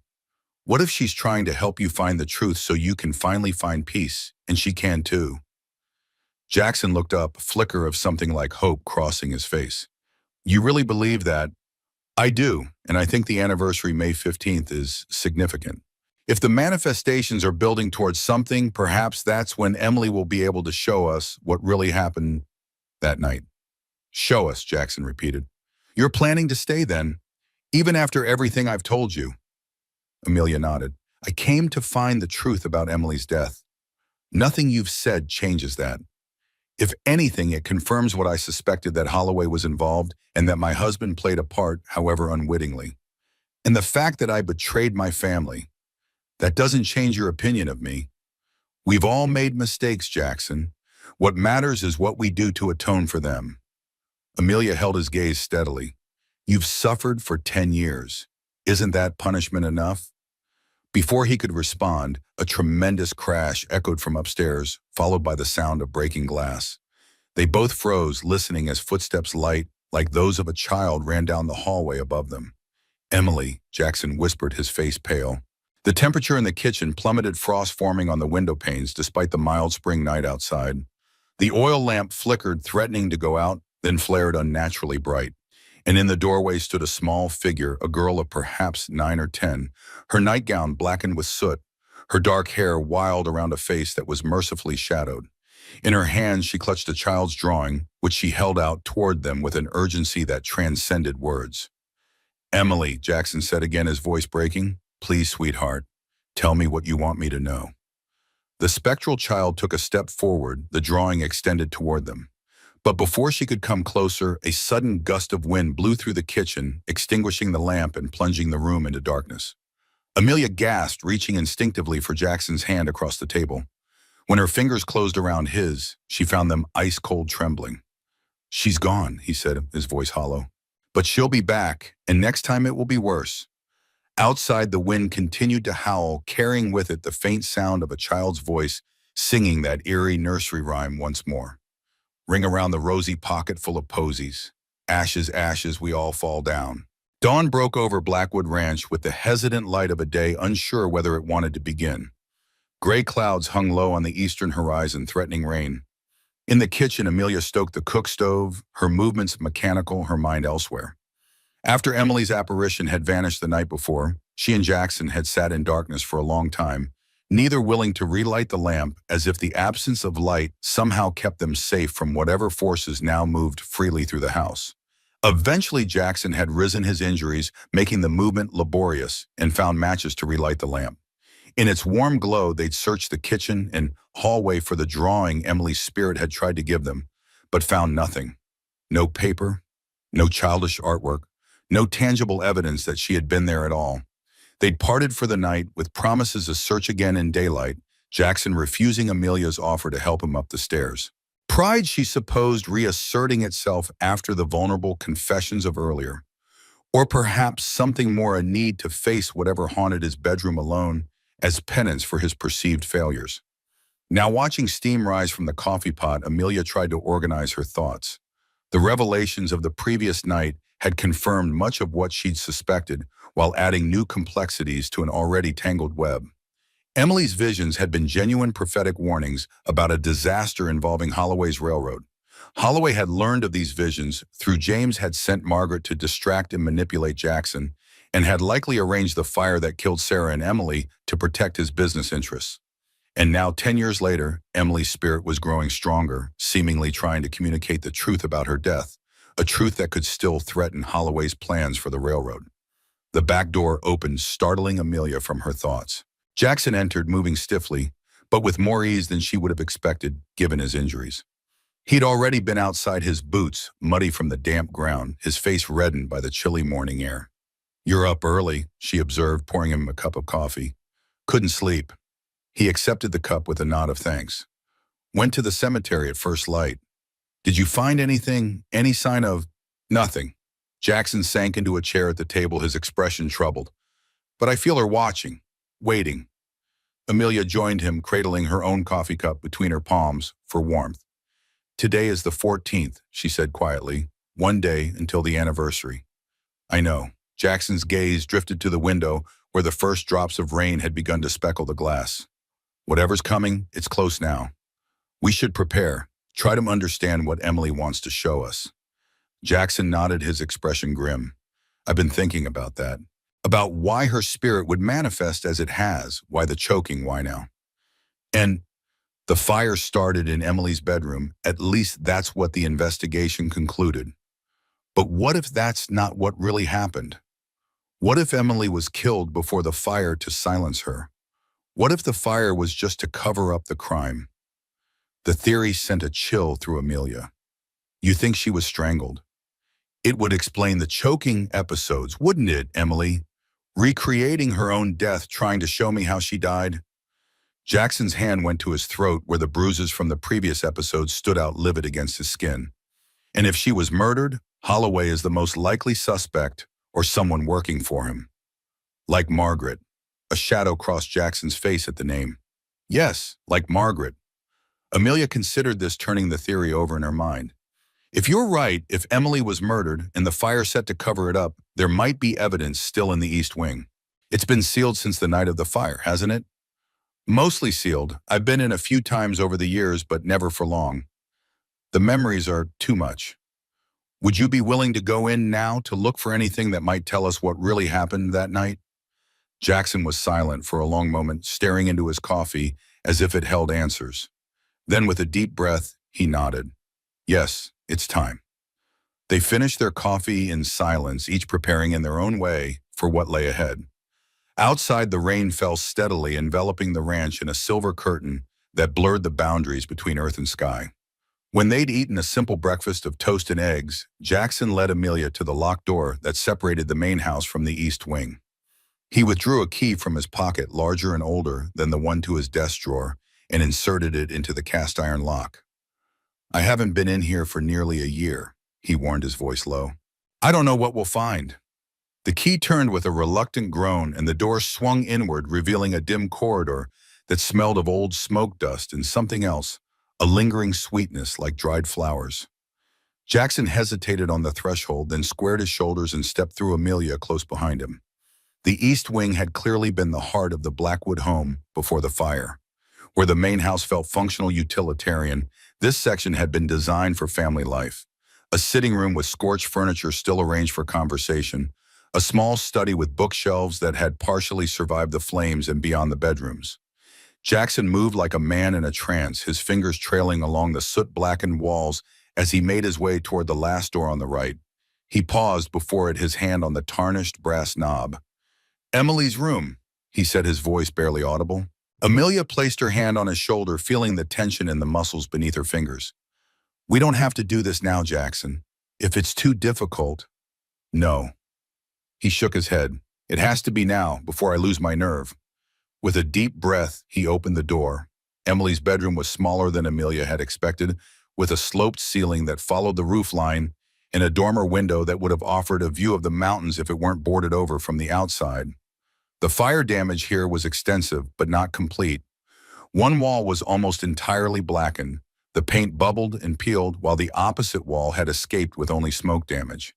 A small bed stood against the less damaged wall, its once colorful quilt now gray with soot and age. A shelf above it held a collection of dolls and figurines, their painted faces eerily intact amid the destruction. A child's desk sat beneath the window, its surface littered with drawing paper and colored pencils, as if Emily had just stepped away for a moment and might return at any time.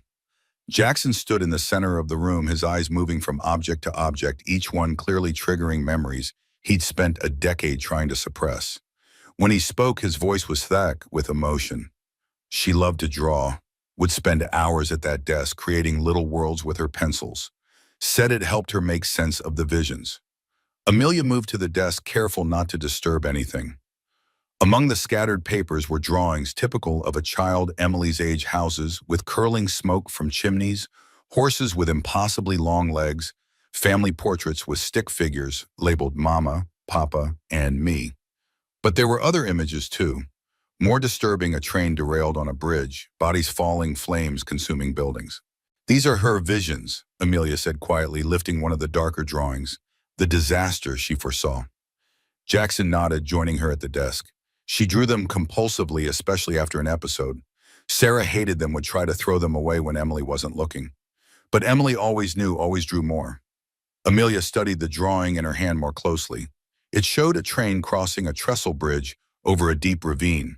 Beneath the bridge, fissures were clearly visible in the rock face supporting the structure. The train itself was beginning to tilt, the front cars already falling toward the ravine below. This is incredibly detailed for a child her age, Amelia observed. Look at how she's drawn the geological structure beneath the bridge, the layers of rock, the fault line running through it. Jackson frowned, looking over her shoulder. I never noticed that before. How would Emily know about geology, about fault lines? She wouldn't, not consciously. But if her visions were genuine premonitions. Amelia set the drawing aside and picked up another. This one showed a map-like view of a valley with a river running through it in a line, presumably the railroad crossing it. X marks had been made at several points along the line, with the largest X at what appeared to be a bridge crossing. She was trying to warn about specific locations, places where the railroad would be dangerous. And one of those places is here on Blackwood land, Jackson said grimly. Which is why Holloway is so determined to buy the property. He needs control over it to build his railroad. But if Emily's visions were accurate, if the geological conditions make this route unsafe, Amelia looked up at him, understanding dawning. That's why they silenced her. Not just because she was having visions, but because those visions specifically threatened Holloway's plans. Jackson nodded, his expression hardening. Holloway's invested everything in this railroad. It's his legacy, his ticket to wealth and power beyond anything he's already achieved. If word got out that the route was dangerous, that a child had foreseen a disaster, he'd be ruined, Amelia finished, and he couldn't allow that. So he arranged the fire to silence Emily and destroy any evidence of her visions. Except he didn't get all the evidence. Jackson gestured to the drawings scattered across the desk. These survived because this room, despite being where the fire supposedly started, didn't burn completely. Amelia considered this, her mind racing. If the fire was set to destroy evidence, the logical place to start it would be here in Emily's room where she kept her drawings. But something went wrong. The fire didn't consume everything as planned. Or someone interrupted the arsonist before they could ensure the fire spread properly, Jackson suggested. Sarah, maybe. She might have heard something, come to check on Emily. His voice trailed off, the implications too painful to articulate. If Sarah had interrupted someone setting the fire, she would have become a witness who needed to be eliminated as well. Amelia placed her hand over his, where it rested on the desk. We're getting closer to the truth, Jackson. That's what Emily wants. That's why her spirit has been growing stronger, more insistent. Jackson turned his hand to grasp hers, the contact seeming to ground him. But we still don't have proof. These drawings show Emily had visions about the railroad, but they don't prove Holloway was involved in her death. There must be something else, Amelia said, releasing his hand to continue searching the room. Something Emily is trying to show us. They spent the next hour methodically examining every inch of the bedroom, looking for anything that might provide the evidence they needed. They found more drawings hidden in the desk drawers, tucked between the pages of books, even pinned to the underside of the bed frame, as if Emily had been deliberately concealing her work from someone. But nothing that directly implicated Holloway or explained how the fire had started. It was Jackson who eventually found something significant, not in the bedroom, but in the small study adjacent to it, a room that would have been used primarily by Sarah. Behind a partially burned bookshelf, he discovered a hidden compartment in the wall, and within it, a metal box that had protected its contents from the flames. Sarah's diary, he said, his voice hushed as he lifted a leather-bound journal from the box. And letters. Dozens of them. They returned to the kitchen where the light was better to examine these new finds. The diary proved to be Sarah's private record of family life, with entries spanning the years from her marriage to Jackson through the months leading up to the fire. Like Jackson's own journal, it documented Emily's episodes with a mother's mixture of fear, concern, and fierce protectiveness. But it was the letters that provided the breakthrough they'd been seeking. Correspondence between Sarah and her sister in St. Louis, dating from the time of Emily's treatment in Denver. Listen to this, Amelia said, reading from one of the later letters. Jay remains in Denver with that woman despite my pleas for him to return home. I fear his judgment has been clouded by her attentions. Emily continues to have visions despite Dr. B's treatments. Last night she woke screaming about the man with the silver watch coming to hurt her. When I asked who this man was, she said he was the one who visited Dr. B late at night, who wanted to know about her dreams. I can only assume she means Mr. H, who took such an interest in her case at the sanitarium. Jackson's face paled. Holloway. He visited Emily at the sanitarium. It seems so. And look at this, from a letter dated May 10th, 1885, just 5 days before the fire. Amelia read aloud again. Emily's visions have become more specific, more frightening. She speaks of the man with the silver watch standing in her bedroom watching her sleep. I've checked the locks each night, but still she insists he was here. Jay finally returns tomorrow. I pray his presence will bring some peace to our home, though I fear the damage to our marriage may be irreparable. As for Mr. H, I've written to him directly, making it clear that any interest he had in Emily's condition is no longer welcome. Perhaps that was unwise, but I cannot stand by while my child suffers. Sarah confronted Holloway. Jackson said, the realization dawning in his eyes. She threatened his access to Emily to information about her visions, which would have forced his hand if he was already planning something. Amelia continued reading through the letters, stopping at one final missive that Sarah had apparently drafted but never sent. Jackson listened to this. It's dated May 14th, 1885, the day before the fire. I've made a terrible mistake. The man E feared Mr. H came to the ranch today while she was napping. He was cordial, apologetic even, but there was something in his manner that frightened me deeply. He asked to see E one last time, to say goodbye. When I refused, his demeanor changed. He said things about Jay, about their meetings in Denver, that no one could have known unless Jay confided in someone he shouldn't have. Before leaving, H made what I can only interpret as a threat. Children with such active imaginations often come to unfortunate ends, he said, especially when they speak of things they couldn't possibly understand. I've locked all the doors and windows, but I'm afraid Jay should be home tomorrow, but I fear that may be too late. The letter ended there unfinished, unsent, a mother's final desperate warning that had never reached its intended recipient. Jackson sat motionless at the kitchen table, his face a mask of grief and rage. She knew, he whispered. Sarah knew they were in danger, and I wasn't there to protect them. Holloway came to the ranch the day before the fire, Amelia said, the pieces falling into place. He threatened Sarah and Emily directly, and then that night or the next morning someone returned to silence them permanently. Margaret, Jackson said, the name falling from his lips like a curse. It must have been. She was with me in Denver, ensuring I didn't return home too soon. While her accomplice, Holloway or someone working for him, came here to.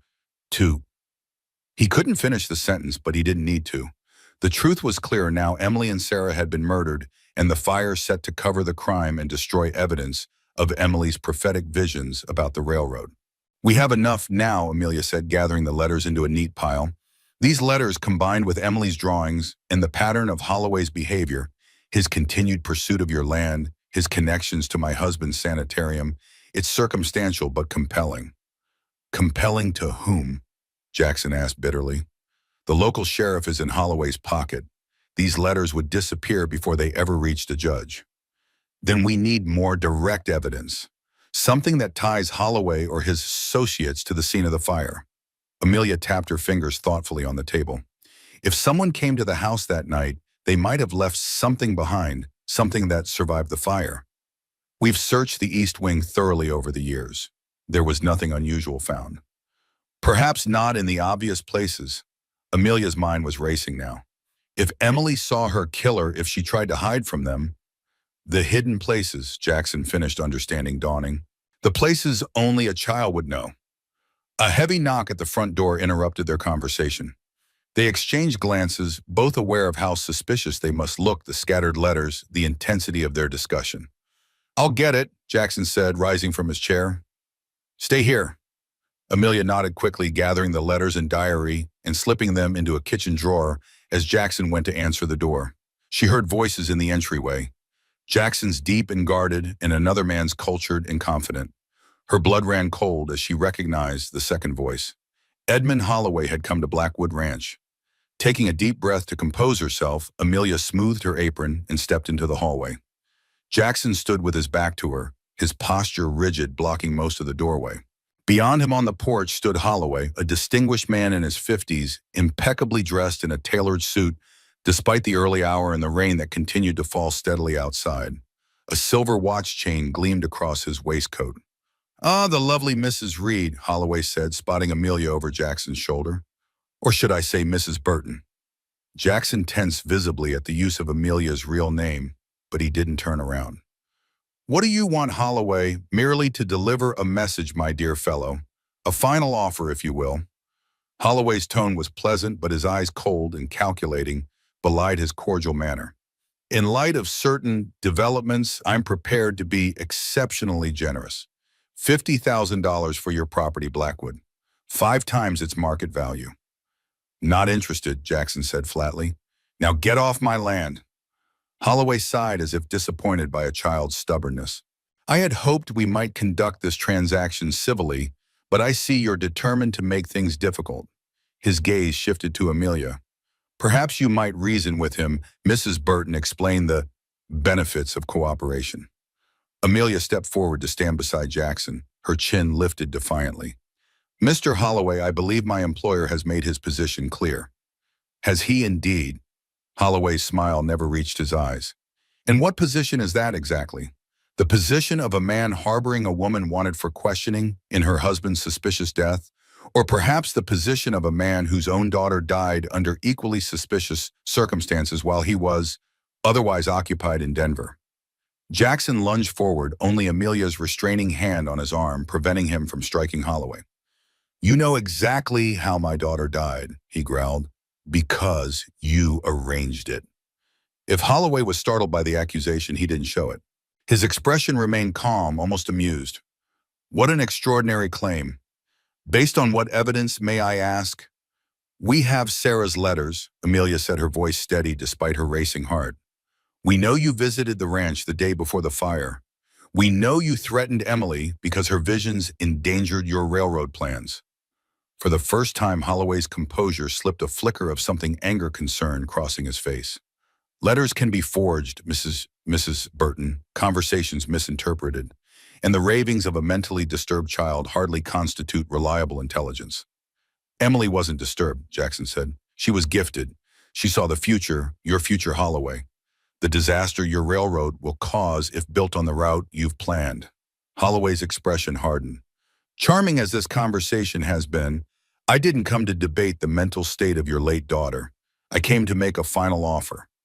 He withdrew an envelope from his inner pocket and extended it toward Jackson. $50,000, Blackwood. Take it and leave Montana. Start fresh somewhere new. Or don't take it and face the consequences of your obstinacy.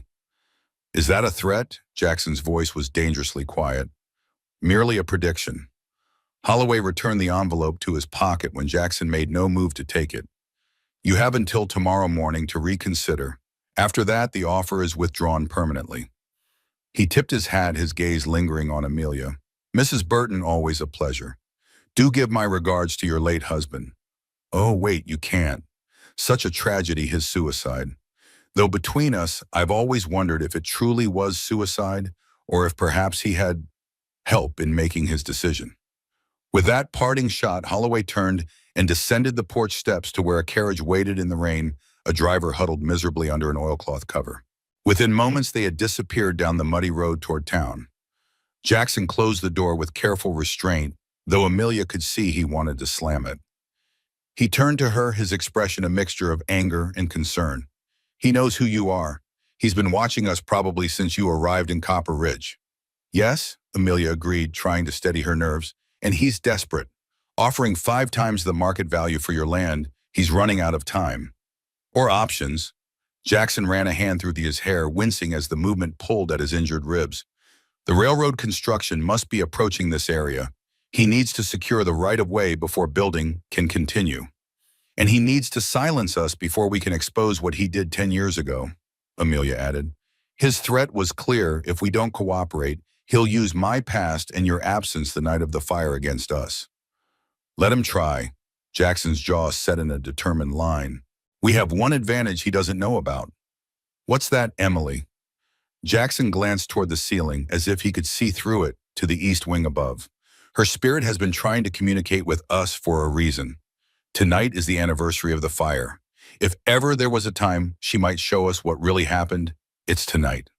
Amelia nodded, though the prospect filled her with equal parts hope and dread. "Then we need to be ready. We need to give her every opportunity to reach us." "How do we do that?" In the sanitarium, James sometimes used objects that were meaningful to the patient, things with strong emotional connections, to facilitate communication during episodes. If we gather items that were important to Emily, perhaps they'll help her manifest more clearly. Jackson considered this, then nodded. "The East Wing is full of her things, and Sarah's. We'll bring some of them to the main house: her favorite doll, her drawing supplies, Sarah's perfume bottle that Emily loved to play with. And the mirrors," Amelia added. "You said Sarah believed mirrors could be doorways for spirits. Perhaps that's why Emily's manifestations have been limited, violent, because you've kept all the mirrors covered. You want to uncover them after what we've experienced. I think we need to give Emily every possible channel to communicate with us. If that means risking a more powerful manifestation." Amelia took a deep breath. "Then yes, I think it's worth the risk." Jackson studied her face for a long moment, then reached out to touch her cheek gently. "You're a brave woman, Amelia Burton. Braver than I deserve to have by my side in this." The unexpected tenderness of the gesture caught Amelia off guard. She leaned into his touch instinctively, her eyes meeting his. "We both want justice for Emily and Sarah, and for James in his way. We both need answers. And if those answers put us in danger, Holloway has money influence. He could destroy us both. Then we'll face that together too.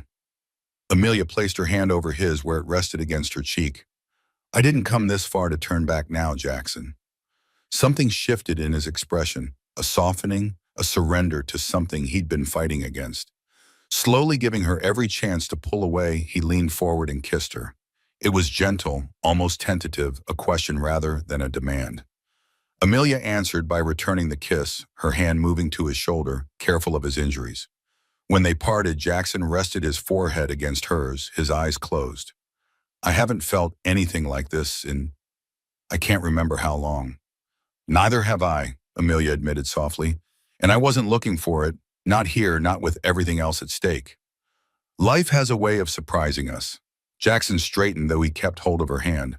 For 10 years, I've been half alive, haunted by guilt and grief. Then you arrive, and suddenly I'm feeling again, not just pain, but hope, possibility. Is that enough with all the ghosts between us? I don't know, he answered honestly, but I'd like the chance to find out, after we've done what needs to be done for Emily and Sarah. Amelia nodded, squeezing his hand before releasing it. Then let's prepare. We have until nightfall to gather what we need to be ready for whatever comes. They spent the day in purposeful activity, dividing their time between the east and west wings of the house. From Emily's room, they collected her favorite doll, a porcelain-faced figure in a blue dress that had mostly survived the fire, her drawing supplies, and a small music box that still played a tinkling rendition of Greensleeves when worn. From Sarah's things, they took a silver-backed hairbrush, a bottle of lavender perfume, and a cameo brooch Jackson remembered giving her on their 5th anniversary. These items they arranged in the parlor of the main house, creating a small shrine of sorts on the low table before the fireplace. Around this, they positioned chairs where they would sit during their vigil. The most challenging task was uncovering the mirrors. Each one had been draped in black cloth for so long that dust had cemented the fabric in place, requiring careful cleaning before the reflecting surfaces could be exposed. As each mirror was uncovered, Amelia found herself holding her breath, half expecting to see Emily's spectral form appear in the glass. But the mirrors remained empty, reflecting only the ordinary details of the house and their own tense faces. By late afternoon, they had made all the preparations they could think of. The rain had stopped, though the sky remained overcast, casting a gray pall over the landscape. In the kitchen, Amelia prepared a simple supper, knowing neither of them had much appetite, but understanding the importance of maintaining their strength for what might be a long night ahead. As they ate, Jackson shared stories about Emily and Sarah, small everyday anecdotes that painted a picture of the family they had been before tragedy struck. Emily's determination to learn to ride the half-wild pony Jackson had brought home for her 8th birthday. Sarah's legendary peach preserves that had won ribbons at 3 county fairs. The Christmas when Emily had insisted on hanging mistletoe in every doorway because she loved to catch her parents kissing and see them blush. These weren't the grand moments that defined a life, but the small, ordinary ones that gave it texture and meaning. By sharing them, Jackson seemed to be introducing Amelia to his family, allowing her to know them as people rather than victims or spirits. As darkness fell, they moved to the parlor, lighting lamps and building a fire against the evening chill. The arrangement of Emily and Sarah's belongings on the table looked both poignant and slightly eerie in the flickering light, personal items displaced from their proper time and context. What now? Jackson asked, settling into one of the chairs positioned near the table. Now we wait, Amelia said, taking the seat opposite him, and we try to be receptive to whatever Emily might want to show us. The house creaked and settled around them as the temperature dropped with nightfall. Outside, an owl called once, twice, then fell silent. The fire popped and hissed in the grate, sending occasional sparks up the chimney. Minutes stretched into an hour, then 2, with no sign of Emily's presence. Jackson shifted restlessly in his chair. Maybe we should try to encourage her somehow. In your husband's sanitarium, how did they initiate contact with whatever they were trying to reach? Amelia considered this. James often had patients focus on an object connected to the spirit they wished to contact. Sometimes they would ask direct questions or create conditions similar to those when contact had occurred previously. The choking episodes, Jackson said grimly. They always happen when I'm in bed, usually just after I've fallen asleep. Perhaps we need to recreate those conditions. Amelia glanced toward the staircase. But I'm reluctant to suggest you put yourself at risk again. If it helps us learn the truth, it's a risk I'm willing to take. Jackson rose from his chair, wincing slightly as his injured ribs protested the movement. We've tried doing this your way. Now let's try mine. Despite her misgivings, Amelia followed him upstairs to his bedroom. The room was just as she remembered from the night she'd found him suspended above the floor, Spartan but neat with the large bed dominating the space, and a single uncovered mirror now hanging on the wall opposite. Jackson sat on the edge of the bed, then looked up at her with a mixture of determination and vulnerability. Stay with me, at least until something happens. Of course. Amelia pulled the room's single chair closer to the bed and sat down. What do you need me to do? Just be here, watch, and if things go wrong, he hesitated. Do what you did last time. Pull me back. Amelia nodded, though the responsibility settled heavily on her shoulders. They sat in silence as the minutes ticked by, the only sound the faint ticking of the pocket watch Jackson had placed on the bedside table. It's almost midnight, he observed after what seemed an eternity. May 15th, the anniversary. As if on cue, the temperature in the room plummeted. Frost formed on the inside of the window, delicate patterns spreading across the glass like ghostly ferns. The flame in the oil lamp flickered and dimmed, though no draft disturbed the air. Emily, Jackson called softly. Are you here, sweetheart? The mirror on the wall began to vibrate, a low hum emanating from it that Amelia felt more than heard. The surface of the glass rippled like disturbed water, distorting their reflections. Look, she whispered, pointing. In the mirror, a third figure had appeared, a small girl in a nightgown, standing between their reflected selves, though no child was present in the room. Emily's face was indistinct, shadowed, but her presence was unmistakable. Emily, Jackson said, again his voice breaking on the name. Please show us what happened that night. Help us understand. The child in the mirror turned toward him, reaching out a hand that never quite touched his reflection. Then she beckoned a clear invitation to follow. She wants us to go somewhere, Amelia said, rising from her chair. The East Wing, maybe? Jackson nodded, standing as well. Emily, we'll follow you. Just show us the way. The figure in the mirror seemed to understand. She turned and walked out of the frame, disappearing from view. A moment later, the bedroom door swung open on its own, and in the hallway beyond, they glimpsed a faint, glowing shape moving toward the East Wing. They followed at a distance, afraid of frightening the apparition away. The spectral Emily led them to the locked door separating the wings, then passed through it as if it were mist.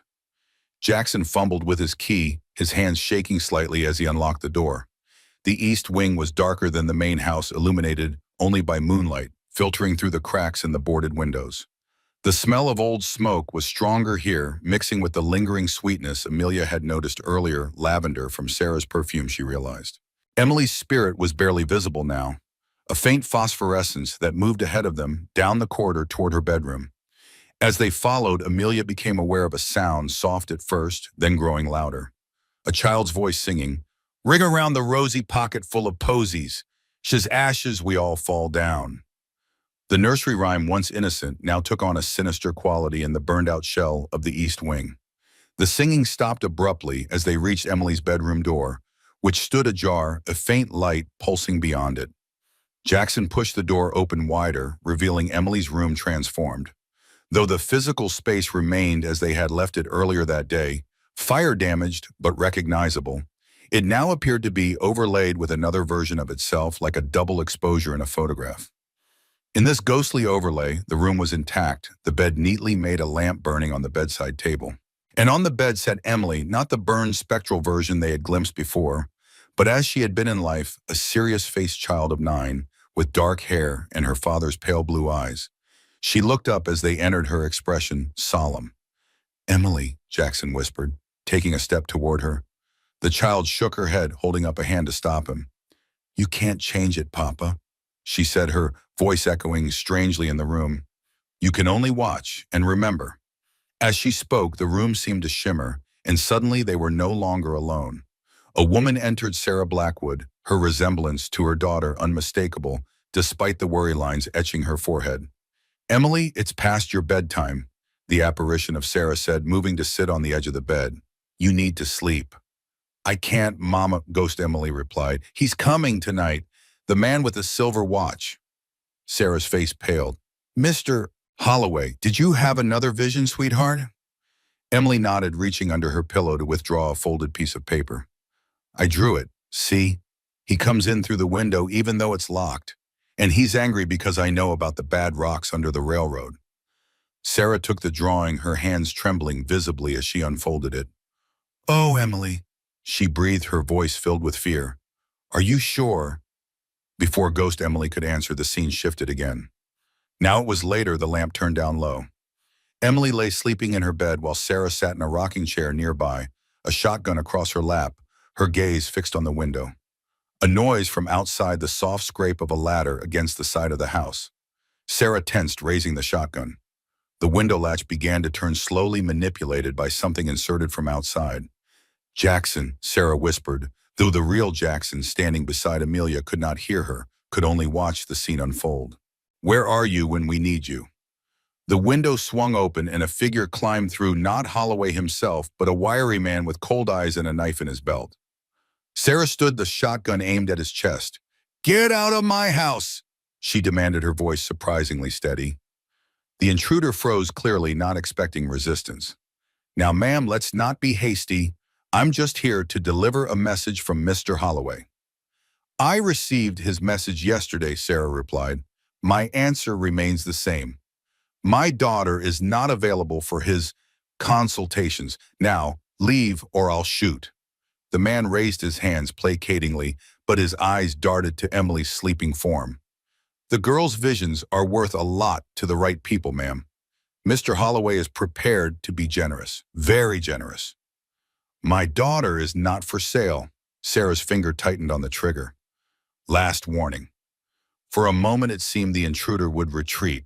He took a step backward toward the window. Then with shocking speed he lunged forward, knocking the shotgun aside. It discharged into the ceiling, the sound deafening in the small room. Emily awoke with a scream as Sarah and the intruder struggled for the weapon. Mama! Run, Emily, Sarah cried, still grappling with the man. Get help!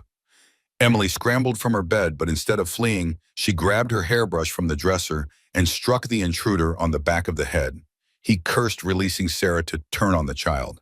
In that moment of distraction, Sarah reclaimed the shotgun and swung it like a club, catching him across the face. The man staggered back, blood streaming from his nose. You'll regret that, he snarled, drawing his knife. What happened next unfolded with terrible speed.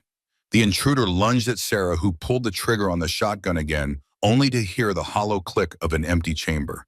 He drove the knife into her abdomen once, twice. Sarah crumpled to the floor, the shotgun clattering beside her. Emily screamed again, backing away as the man turned toward her, his knife now slick with her mother's blood. Your turn, little prophet, he said, advancing on her. Nothing personal, just business. Emily's back hit the wall beside her desk. Her hand fumbled behind her, finding her box of colored pencils. As the man reached for her, she threw the box in his face, then ducked under his arm and ran for the door. She was quick, but he was quicker. He caught her by the nightgown, yanking her backward. His hand closed around her throat, lifting her off her feet as she kicked and struggled. Shh, now, he murmured almost gently. It'll be over soon. Then we'll have a little fire to tidy things up.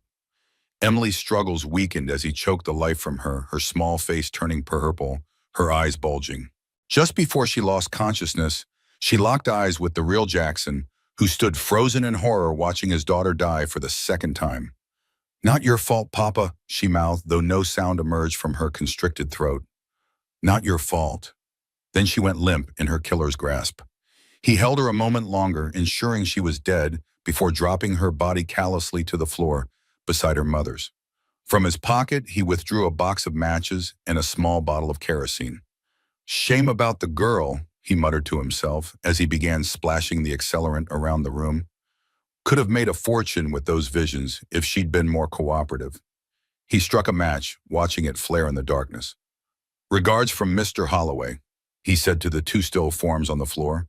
Then he tossed the match onto the kerosene-soaked bed. The flames caught immediately, spreading across the quilt and up the curtains. The man retreated to the window, pausing only to retrieve something that had fallen from his pocket during the struggle. A silver pocket watch on a chain distinctive with an engraved H on its case. Holloway's watch given to his henchman, either as payment or to establish his authority. As he climbed back through the window, the room already beginning to fill with smoke, the scene faded like a lantern being dimmed. The fire, the bodies, the intruder all dissolved, leaving only the burned-out shell of Emily's room, as it truly was 10 years after the tragedy. Jackson fell to his knees, a sound of pure anguish tearing from his throat. Emily, Sarah, Amelia knelt beside him, her own face wet with tears. "Jackson, I'm so sorry. So sorry." For several minutes they remained there, overwhelmed by what they had witnessed. Emily's spirit had shown them the truth, not to torment Jackson, but to free him from the guilt he'd carried for a decade. To show him that his absence, while painful, had not been the cause of their deaths. They had been murdered on Holloway's orders to protect his railroad and to silence the child whose visions threatened his ambitions. When Jackson finally spoke, his voice was hollow with grief, but edged with a new determination. "We know now. We know who killed them and why." "The man with the knife," Amelia said. "Did you recognize him?" Jackson shook his head. "No, one of Holloway's hired thugs probably. But it doesn't matter who held the knife. Holloway gave the order. Holloway is responsible. And he's still out there, still planning to build his railroad through land that Emily's vision showed would lead to disaster."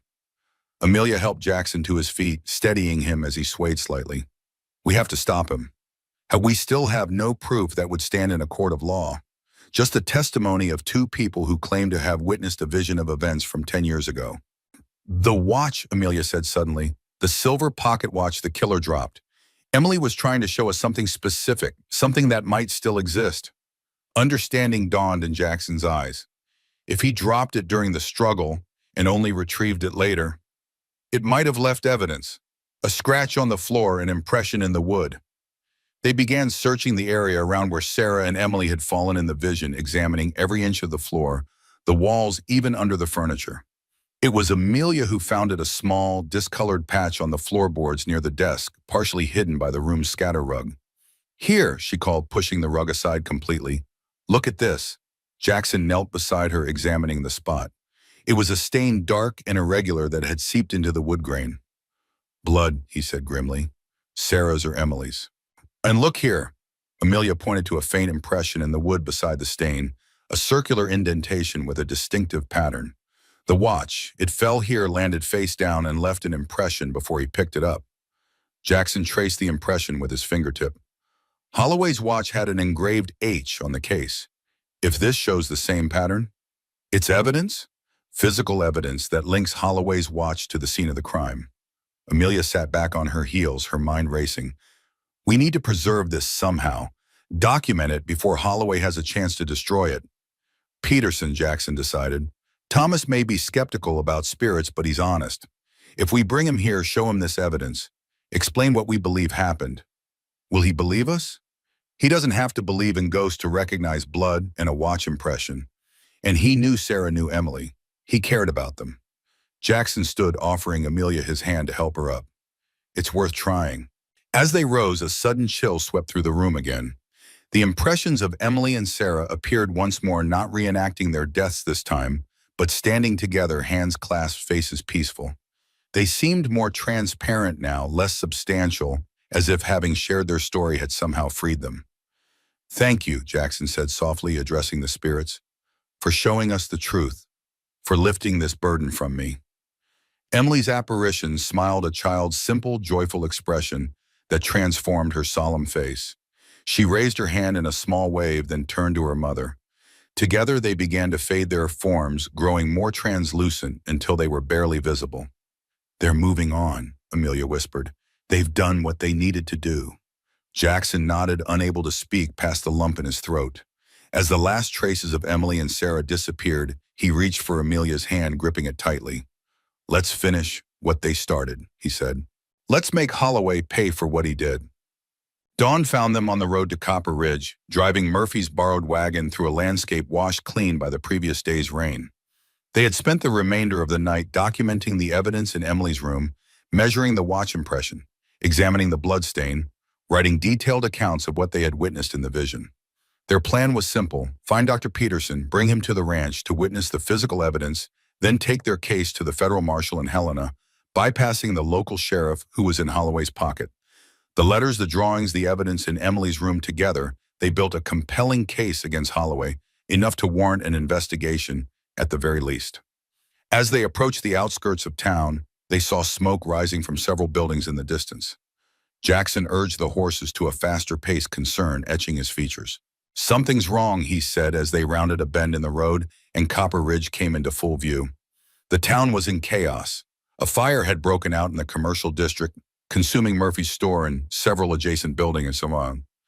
Townspeople formed a bucket brigade from the well in the town square, passing water hand to hand in a desperate attempt to contain the blaze. Jackson pulled the wagon to a halt at the edge of the commotion, jumping down to approach the nearest person, Widow Jenkins, her face streaked with soot. "What happened?" he demanded. "Jackson." She seemed surprised to see him. "Thank God you're here. It's terrible. The fire started around midnight in Murphy's store. Spread so fast we couldn't get it under control." "Was anyone hurt?" "Murphy's got some burns, not too serious. But Dr. Peterson," her voice broke. "He was in his office above the pharmacy when it caught. They found him this morning once they could get inside. Too late to help him." Jackson's face drained of color. "Peterson's dead. Smoke inhalation, they think. He was asleep when it started, probably never woke up." The widow shook her head sadly. "Such a tragedy. First good doctor we've had in years." Amelia joined them, having heard the exchange. "Mrs. Jenkins, was anyone else in town affected? Any other buildings?" "Just the commercial block, thankfully.